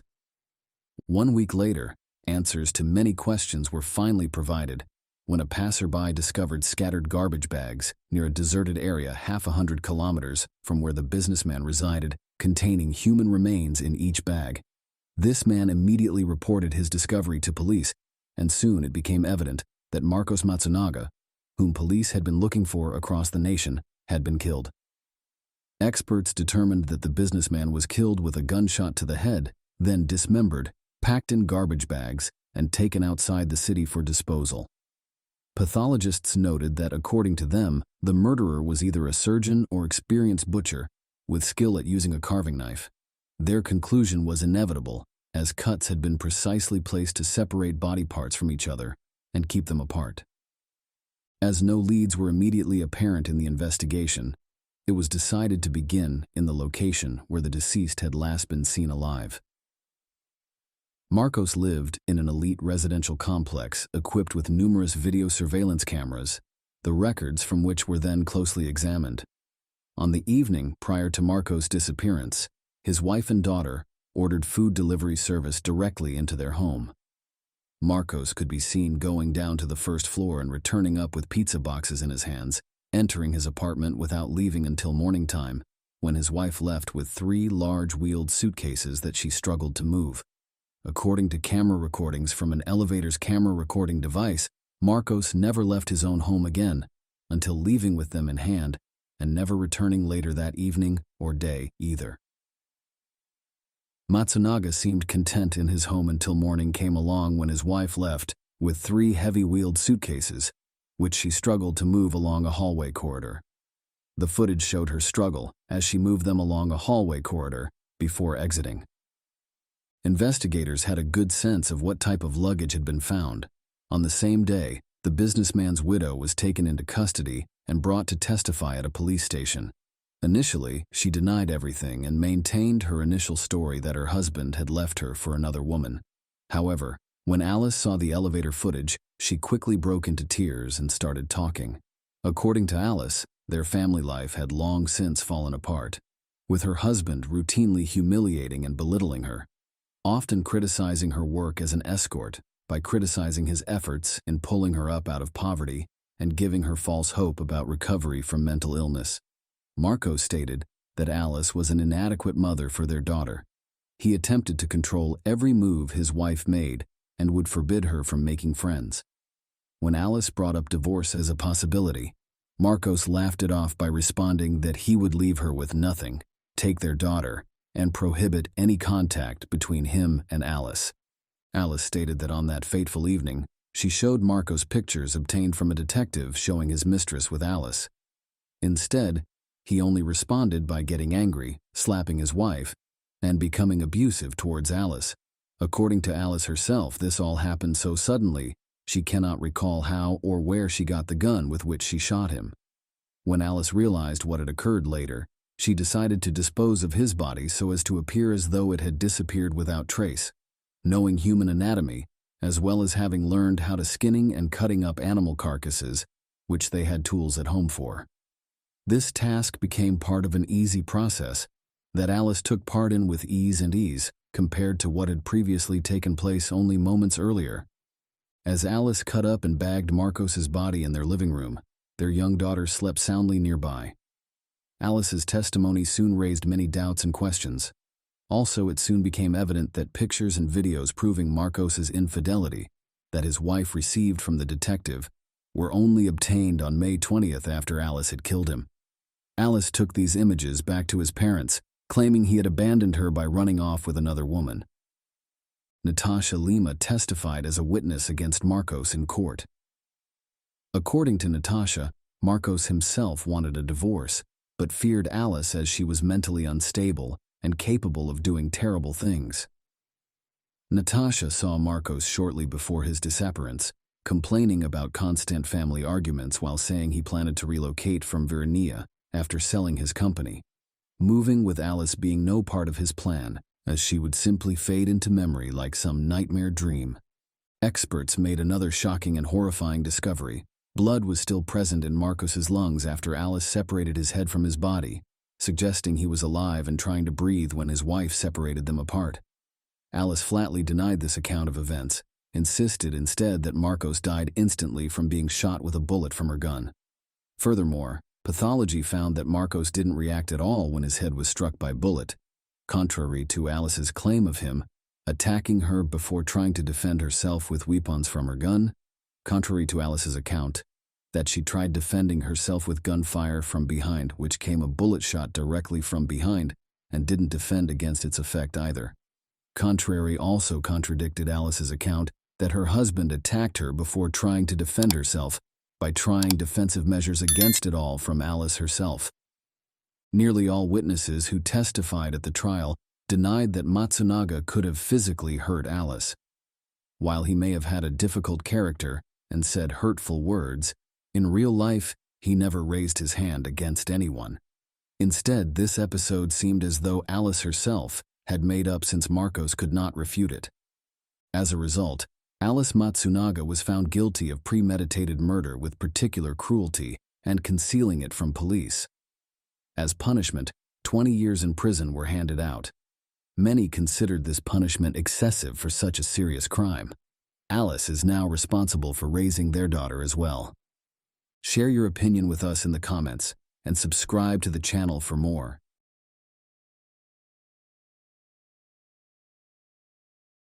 In the heart of Indiana lies a charming little town known as Kokomo, where life is simple and ideal for raising children. This quaint town boasts a reputation for its low crime rate, earning it the nickname City of Firsts. However, beneath its serene exterior, Kokomo harbors a dark and tragic tale that left its mark on the community forever. It's a story that revolves around a young woman named Destiny Pittman, whose life was tragically cut short on a fateful night in 2013, marking one of the town's first harrowing incidents. Destiny Pittman, born on January 9, 1992 in Kokomo, was the child of Melvin L. Douglas Jr. and Carla A. Pittman McCombs. Destiny had a close-knit family with siblings and many friends who cherished her for her beautiful smile and charming personality. Her mere presence had the power to illuminate any room she entered. Destiny nurtured dreams of a modeling career, brimming with excitement about her future endeavors. Just 8 months before her untimely demise, Destiny had purchased a house where she resided with her boyfriend and a roommate. Their home also included 2 children and 3 dogs, among them a Chihuahua and 2 pit bulls. The clock struck 9:33 p.m. on February 7, 2013, when a chilling call reached the Kokomo police, urgently requesting their presence at 815 James Drive. The report indicated a shooting had occurred. Responding swiftly, officers arrived at the scene by 9:40 p.m., discovering a bullet hole in the wall and the lifeless body of 21-year-old Destiny Pittman lying in a pool of her own blood. Tragically, Destiny was pronounced dead on the spot. What makes this case all the more bewildering is that everyone in the house at the time of the incident, including the dogs, bore witness to the shocking event. 2 strangers had entered their sanctuary, ruthlessly ending the life of a young woman with her entire future ahead of her. They committed the heinous act, seizing cash and drugs before vanishing without a trace, leaving Kokomo in shock. Destiny Pittman's autopsy revealed that her untimely demise was due to a single gunshot wound to her chest, which pierced through her body and struck the wall behind her. A single .40 caliber shell casing was recovered from the crime scene. Subsequently, the police conducted interviews with Destiny's boyfriend and roommate to unravel the events that transpired that dreadful night. According to their accounts, There was a loud knock on the door, putting everyone in the house on high alert. Suddenly, the door was kicked in, and two armed intruders stormed into the premises. Destiny, perhaps unaware of the impending danger, confronted the intruders, who reacted by fatally shooting her. Chaos ensued as everyone in the house sought refuge, with Destiny's roommate and boyfriend unable to catch more than a fleeting glimpse of one of the intruders, represented by a solitary shoe. The intruders proceeded to ransack the house, with one of them voicing frustration, exclaiming, "Where the F is it?" After their nefarious act, the assailants fled the scene in a vehicle that remained unseen by the witnesses. Destiny's dreams, aspirations, and the promise of her future were all mercilessly extinguished on that tragic night in 2013. The roommate, though unable to identify the intruders visually, expressed her belief that they were African American, citing their urban-sounding voices as the basis for her assumption. However, she conceded that it remained a possibility that they could have been of a different ethnicity.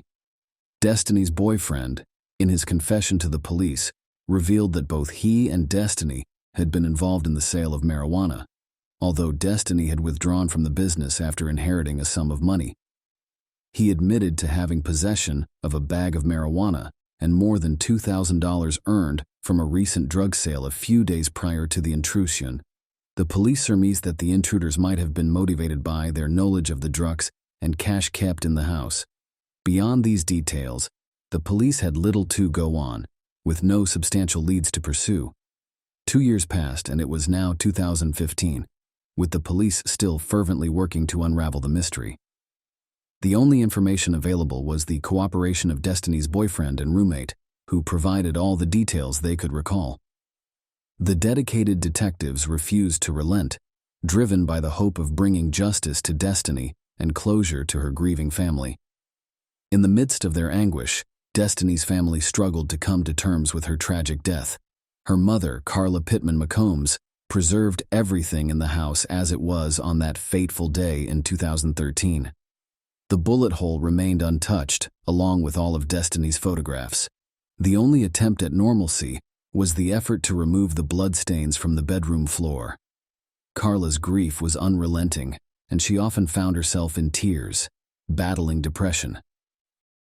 She clung to the hope that someone would come forward with information about her daughter's death, and she made her sentiments known in a media statement. She lamented the complete upheaval of her life, expressing her dissatisfaction with the perpetrators who had taken her child for no apparent reason, leaving her with immeasurable pain and devastation. Destiny's stepfather, Steve McCombs, observed that Carla was struggling to cope with her daughter's death even after all these years. She would often welcome visitors into their home, referring to it as Destiny's house or Destiny's home. Destiny's biological father, Douglas Jr., shared his ongoing ordeal, expressing his daily struggles and the frustration he felt. He understood the limitations faced by the police in discussing the case due to its ongoing nature, but couldn't help but miss his daughter terribly. He held on to the hope that the individuals responsible would eventually have families of their own, experiencing the joy of parenthood. In that moment of understanding, he believed they might comprehend the depth of pain caused by their actions and come forward with a confession. Another unnamed family member echoed the sentiments of many, acknowledging that Destiny's heart would never beat again. While no amount of justice could ever be enough, they believed that the family deserved closure. They denounced the cold-heartedness and ruthlessness of the perpetrators, emphasizing the need for accountability. Captain Teresa Galloway of the Kokomo Police Department issued a statement, asserting that the case remained an open investigation, firmly rejecting the notion of classifying it as a cold case. They continued to welcome tips and pursue all leads diligently, urging anyone with information to come forward. However, for years, no substantial breakthroughs emerged, and the prospects of solving Destiny's case grew increasingly dim. Hope was rekindled in 2021 when the Kokomo police renewed their plea for information regarding Destiny's homicide. They affirmed that her case remained open and that they had been diligently investigating all tips and leads received over the past 8 years. They beseeched the public, urging them to share any knowledge they possessed. However, as time passed, it seemed that Destiny's case would remain shrouded in mystery. A significant turning point occurred on December 5, 2022, when the Kokomo Police Department received a voicemail that would change the course of the investigation. A woman reached out, expressing her belief that the case should have been resolved by now. Frustrated by the lack of progress, she felt compelled to share information she had kept hidden for years. After witnessing press releases about Destiny's case for an extended period, she could no longer bear the burden of silence. She disclosed the identities of the 2 individuals who had barged into Destiny's house on that fateful night in 2013, 36-year-old Jesse McCartney and 32-year-old Joey McCartney. The informant initially conveyed her fear of Jesse McCartney, but when contacted by the police, she revealed that she had been in the company of the McCartney brothers on the night of the incident. They had claimed they were running an errand, and she had tagged along.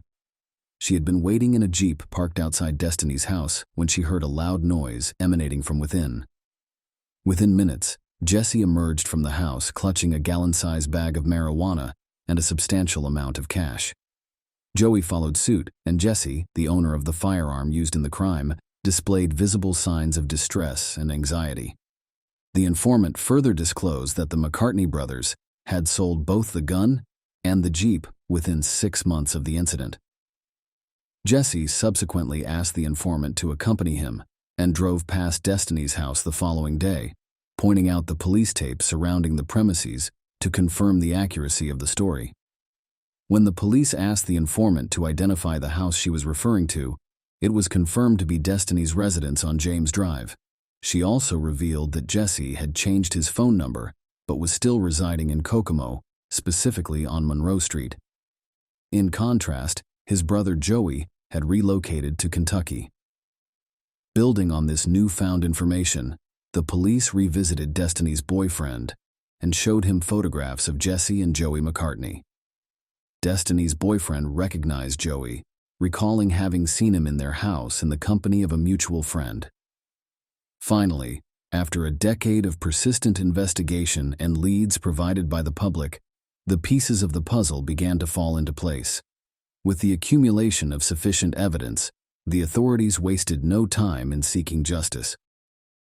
An official statement confirmed that investigators from the Criminal Investigations Section had obtained arrest warrants for Jesse and Joey McCartney.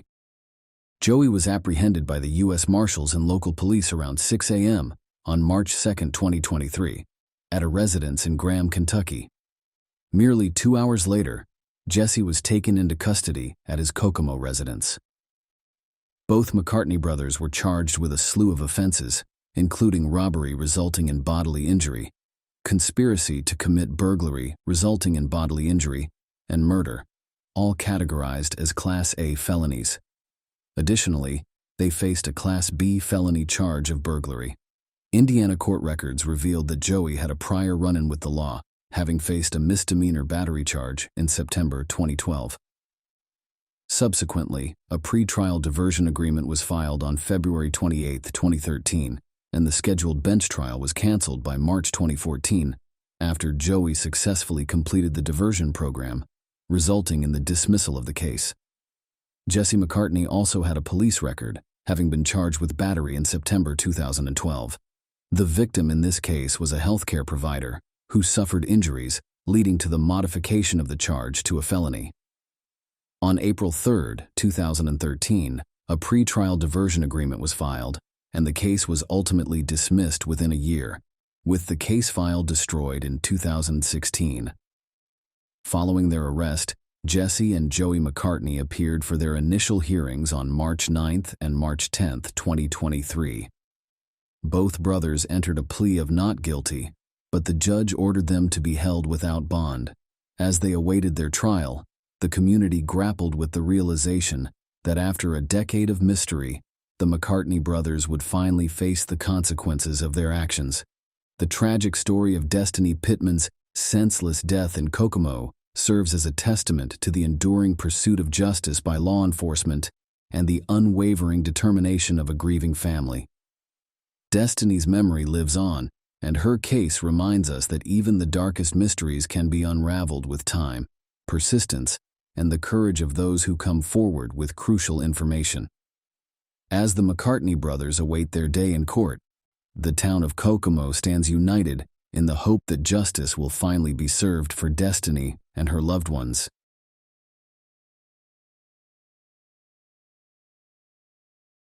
Granby, a charming small town nestled in the heart of Colorado, boasts a wealth of artistic and cultural attractions that draw in residents and tourists alike. The town is a haven for adventurers seeking the thrill of mountain life, surrounded by the laughter of those who call Granby home. However, beneath the picturesque facade of this tranquil town, a dark and horrifying incident marred its history in 1978. On November 15, 1978, a group of children were innocently playing along a logging road just off Amherst Road, about 15 miles from Springfield in Granby. Their carefree day took a sinister turn when they stumbled upon an ominous sight hidden beneath a pile of leaves, concealed beneath a log. As they cautiously approached the mysterious object, their shock and fear intensified as they discovered the lifeless body of a woman. The children immediately contacted the authorities, and the police hurried to the scene. What awaited them was a gruesome and unsettling scene: a decomposing body of a woman with a gunshot wound to her forehead. Adding to the macabre nature of the discovery, a man's belt was found tightly secured around her neck. The investigators combed the area meticulously in search of any clues that could shed light on this baffling crime. Yet their efforts were thwarted by the absence of a wallet, pocketbook, or any form of identification that could offer a lead to identify the victim. The body was swiftly sent for an autopsy, and the medical examiner's office confirmed the harrowing details of the woman's demise. She had been fatally shot in her temple, and the estimated time of her death pointed to a range between June and August. Beyond that, she remained an enigma, an unidentified woman between the ages of 19 and 27, standing at 5 feet 4 inches tall, with dirty blonde hair. The sole piece of evidence, the man's belt used to drag her body into the woods, did little to narrow down the pool of suspects or provide clues to her identity. Granby's police chief, John R. Kirchhoff, shared with the media that very little remained of the victim's body, which had undergone extensive decomposition. Almost all that remained was her skeletal structure. With so little to go on, the investigators had to rely on the details they could extract from her clothing. She wore a blouse, blue jeans, and shoes, all sized 14 to 16, indicating a chunkier build. Her clothing suggested that she might have been a young woman, but it lacked any tags or labels that could provide a lead. Despite the lack of concrete information, her clothing played a crucial role in engaging the public. The most significant detail was the short-sleeve pullover blouse, size 14, adorned with a green swan embroidered on the front and a green imitation suede collar. Additionally, a gold ring adorned one of her fingers, possibly a wedding ring. The authorities scoured recent missing persons reports to find a match but came up empty-handed. Furthermore, the victim's dental examination revealed a noticeable decay in her front teeth, prompting a search for dental records among the recently reported missing persons. Unfortunately, this endeavor yielded no results. The location of the discovery off Amherst Road near Route 116 raised the possibility that the victim might have been connected to one of the 5 colleges accessible via this route. The investigators delved into this avenue of inquiry, scrutinizing the student records of Mount Holyoke College in South Hadley, the University of Massachusetts, Hampshire and Amherst colleges in Amherst, and Smith College in Northampton. Regrettably, no reports of a missing female student matched the victim's description. As their leads dwindled, a glimmer of hope emerged when a motel operator contacted the authorities, believing that the description of the victim's body matched that of a woman who had checked into their establishment in early 1978. Promptly, the police located this woman, who was still alive and in good health. The mystery of the unknown woman persisted, and she became known as the Granby Girl. Over the years, sporadic leads would surface only to fizzle out, leaving the Granby girl's identity shrouded in obscurity. In September 1998, nearly 2 decades after her tragic death, a group of Granby residents gathered at her resting place in the cemetery. They raised $500 to replace the wooden cross marking her grave with a permanent marker bearing the inscription, "Unknown, November 15, 1978, in God's care." It stood as a poignant symbol of a community's enduring care for an unnamed woman, whose hopes, dreams, troubles, and anxieties remained forever concealed from the world. Fast forward to 2021, and a new ray of hope illuminated the case. Detectives reached out to Othram Laboratories, a Houston-based corporation specializing in forensic genealogy. Through their expertise, a DNA profile was successfully constructed for the Granby girl. Detectives reached out to Othram Laboratories, a Houston-based corporation specializing in forensic genealogy. Through their expertise, a DNA profile was successfully constructed for the Granby girl. When compared against the national database, it yielded a match to a woman residing in Maryland. Astonishingly, this woman revealed that her aunt had disappeared in the 1970s and was willing to provide more information about her aunt's disappearance. The trail led to Matthew Dale, who shared a pivotal connection to the Granby girl. He disclosed that his mother, Patricia Ann Tucker, had gone missing in 1978 when he was a mere 5 years old. The police explained the circumstances surrounding the Granby girl, and Matthew agreed to provide his DNA sample in the hopes of finding his long-lost mother. In a matter of hours, the results confirmed a parent-child relationship between Matthew and the Granby girl, finally providing closure to a 43-year-old mystery. Patricia Ann Tucker, born on July 28, 1950, was officially identified as the Granby girl. Patricia had gone through multiple marriages and bore different last names such as Heckman and Dale. However, at the time of her tragic demise in 1978, at the age of 28, she went by the name Patricia Coleman.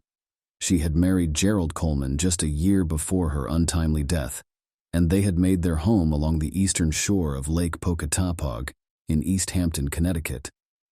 Following her disappearance, many in her family speculated that she had fallen in with a dangerous crowd, and some believed she had entered a witness protection program. For Matthew Dale, the son who had grown up amid a cloud of uncertainty and rumors, the revelation of his mother's fate came in his 30s. At a press conference, First Assistant Northwestern District Attorney Stephen Gage expressed gratitude for the breakthrough in identifying the victim. He commended Othram Laboratories for their remarkable technological advancements in DNA analysis. However, he emphasized that the investigation into the murder would not rest until the perpetrator was brought to justice. While they lacked direct evidence, Gerald Coleman, Patricia's husband at the time of her death, was considered a person of interest. Strangely, he had never reported her disappearance to the police, casting a shadow of suspicion over his involvement. Gerald Coleman, convicted of sexual assault, battery, indecent assault, and assault with a dangerous weapon, passed away in prison in 1996. His death deprived the investigators of the opportunity to question him about Patricia's murder while he was still alive. Now they turned to the public, urging anyone with information about the case to come forward and assist in finally closing the chapter on this horrifying crime. Matthew Dale, the son who had long yearned for answers, expressed his gratitude to the diligent detectives, saying, "Thank you for never giving up on her. At least I have some answers now after 44 years. It's a lot to process, but hopefully the closure can begin now." While he possessed few mementos of his mother, including a single photograph, a lock of his hair she had kept, a baby book she had lovingly created, and a small tapestry she had painted during his childhood, he remained committed to honoring her memory. He remarked, "What I want to do is have a new gravestone made for her. She deserves to have her name on it." In conclusion, the long-standing mystery of the Granby girl, an unidentified murder victim found in 1978, has finally been resolved through advanced DNA analysis and the determination of investigators. Patricia Ann Tucker, a woman who had gone missing and was presumed dead, has been identified as the Granby girl. While this revelation brings closure to her son and the community, The search for her killer continues, with hopes that justice will eventually be served. Patricia's tragic story serves as a reminder of the enduring commitment of law enforcement and the power of science in solving cold cases that have haunted communities for decades.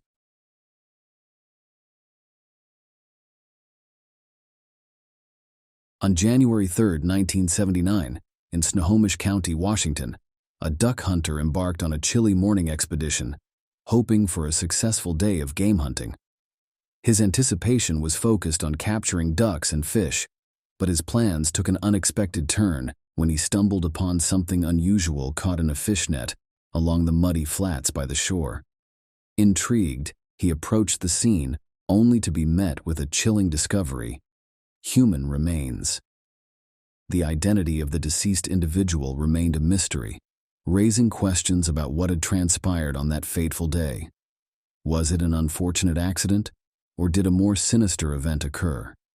Snohomish County, a place characterized by its tight-knit community and picturesque landscapes, seemed an unlikely setting for such a perplexing enigma. Despite being the third most populous county in Washington state, it offered a tranquil, small-town lifestyle with a relatively low crime rate. The community thrived on a blend of comfort and stability, making it hard to believe that a decades-long mystery would unfold in this idyllic setting. The new year of 1979 arrived with exceptionally harsh weather conditions in Snohomish County. Freezing temperatures and record-breaking snowfall had enveloped the region, making it challenging for residents to venture outside. January 3rd marked a rare day when the temperature climbed above freezing, allowing the duck hunter to pursue his quest for waterfowl profit. He arrived at the Snohomish River Delta on North Spencer Island, determined to catch ample ducks. Little did he know that this day would lead to a grim discovery. As he scanned the area for ducks, his attention was drawn to a peculiar sight ensnared in a fishing line. Upon closer inspection, he realized he was looking at human remains. Alarmed, he immediately alerted the police, and their arrival at the scene near Everett, Washington, sent shivers down their spines. The duck hunter's description eerily matched the horrifying reality. The scene revealed a macabre tableau. Tangled in the fishing line were clothing items, a shoe, and a partially skeletonized human leg bone. As they explored further, they discovered a checkered shirt, a human skull, ribs, another shoe containing a foot, a leather wallet devoid of its contents, a sock, and a belt. Although these details might appear inconsequential, they held the potential to unlock the identity of the unknown individual. Despite the complexity of the case, there was no immediate suspicion of foul play. Piecing together the events leading to the discovery of these remains presented a daunting task for investigators. The person had been deceased for an extended period, making it challenging to find definitive answers. The remains were subjected to an autopsy in the hopes of gathering any available information. The coroner's findings confirmed that the deceased had been dead for several months, providing a starting point for the investigation. However, efforts to identify the individual through dental records and physical examination yielded no results. As a result, the case was classified as John Doe 79-1, with the cause of death marked as undetermined due to the scarcity of leads. After waiting for approximately 2.5 months, the unidentified man was laid to rest in a lavish grave at Cypress Memorial Park in Everett, Washington, a practice that differs from current procedures, where skeletal remains are retained until identified. The investigation did not conclude with the burial. Both the police and the community continued to search for leads to unveil the John Doe's identity. However, these efforts proved fruitless, and the case eventually went cold. Decades passed and the mystery remained unsolved until 2008, when Sheriff's Detective Jim Scharf and retired Superior Court Judge Ken Kausert revisited the old case files, which had collected dust for years. Despite facing numerous obstacles, they were determined to uncover the truth. The data from the original investigation proved to be sparse and insufficient. Detectives struggled to establish a connection between the description of the mystery man and any missing persons from that era. The lack of digitized records further hindered their progress. Nevertheless, they persisted in their efforts to piece together a profile of the deceased. By 2015, approximately 36 years had elapsed since the man's discovery, and the investigation remained unresolved. To distinguish the case from numerous other John and Jane Doe cases, detectives gave it the nickname Spencer Eastland. In July 2015, they obtained permission from the Snohomish County Judge to exhume John Doe's body from Spencer Eastland. This marked a critical step in their quest for answers. Forensic odontologist Dr. Kyla Tanaka attempted to match the man's dental records with missing persons reports, but found no promising leads. The case was then uploaded to the NAMU's database of missing persons in August 2015, but again, no breakthroughs emerged. Detectives scrutinized the evidence collected in the past, including clothing, wallet, and belt, and concluded that the man likely wore secondhand clothes. They pleaded with the public to come forward with any information, even though immediate identification seemed unlikely. Their persistence paid off in late 2015, when they received a tip suggesting that the description of Spencer Allen John Doe matched that of a missing farmhand from Marysville.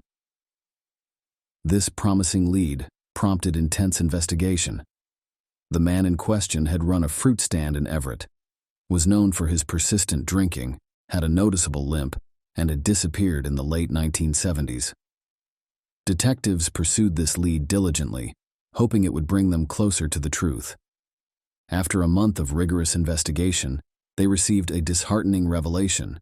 They located a tombstone in Yuma, Arizona, for the same farmhand mentioned in the tip. He had passed away in 1981 while in the southwestern desert region, dispelling their hopes of identifying Spencer Allen John Doe through this lead. As detectives continued their relentless pursuit of answers, the medical examiner's office made significant discoveries regarding the deceased man's characteristics. In April 2016, Dr. Kathy Taylor, a forensic anthropologist, examined his exhumed bones. She estimated his age to be between 27 and 61 years old, with a height ranging from 5 feet 1 inch to 5 feet 7 inches. Furthermore, she determined that he had a Native American, Caucasian, or mixed heritage. The investigation delved deeper into the man's medical history, uncovering a gruesome injury. His left femur had been severely shattered and left untreated, causing him to walk with a painful limp. He may have also suffered from temporal mandibular joint syndrome, a painful jaw condition. Despite these apparent medical issues, there was no record of him seeking medical attention, even for his leg injury. The investigation further revealed that he had lost 2 left anterior top teeth and 2 molars, with healed sockets indicating they were lost before his death. He had alloy fillings in 3 teeth, suggesting access to dental care. The detectives were left with numerous unanswered questions regarding the man's life and the reasons behind his neglect of medical care in later years. The possibility that he may have been an inmate crossed their minds, but it seemed unlikely, as his distinctive features would have made him memorable to those who encountered him. The case relied heavily on theories and speculations, with detectives aware that even the smallest details could hold the key to unraveling the mystery. In 2018, a portion of the man's femur was sent to Othram Labs, a private forensic genealogy company funded by DNAsolves.com. This initiative aimed to use advanced DNA testing to identify the man.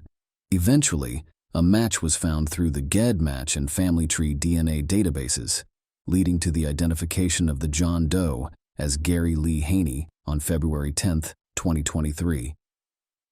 Gary's life had been marked by turmoil and hardship.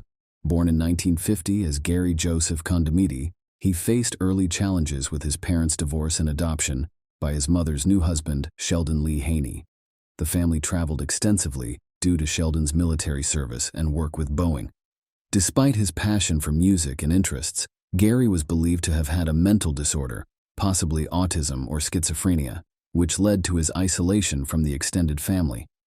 In the later years of his life, Gary disappeared from his family's radar, and he was declared legally dead in 1976, 3 years before his remains were discovered on Spencer Island. Sheldon Haney's failure to report his son missing raised suspicions about his involvement in Gary's disappearance. The revelation of Gary's identity stirred hope that someone might hold the missing puzzle piece to his mysterious disappearance and death. The investigation uncovered a web of secrets and lies, leaving detectives with more questions than answers. Gary Lee Haney's life remained shrouded in mystery, both before and after his tragic demise. As the news of Gary's identity spread, there was a growing sense of hope that someone out there might have the missing piece of the puzzle, that crucial bit of information that could shed light on his mysterious disappearance and tragic death.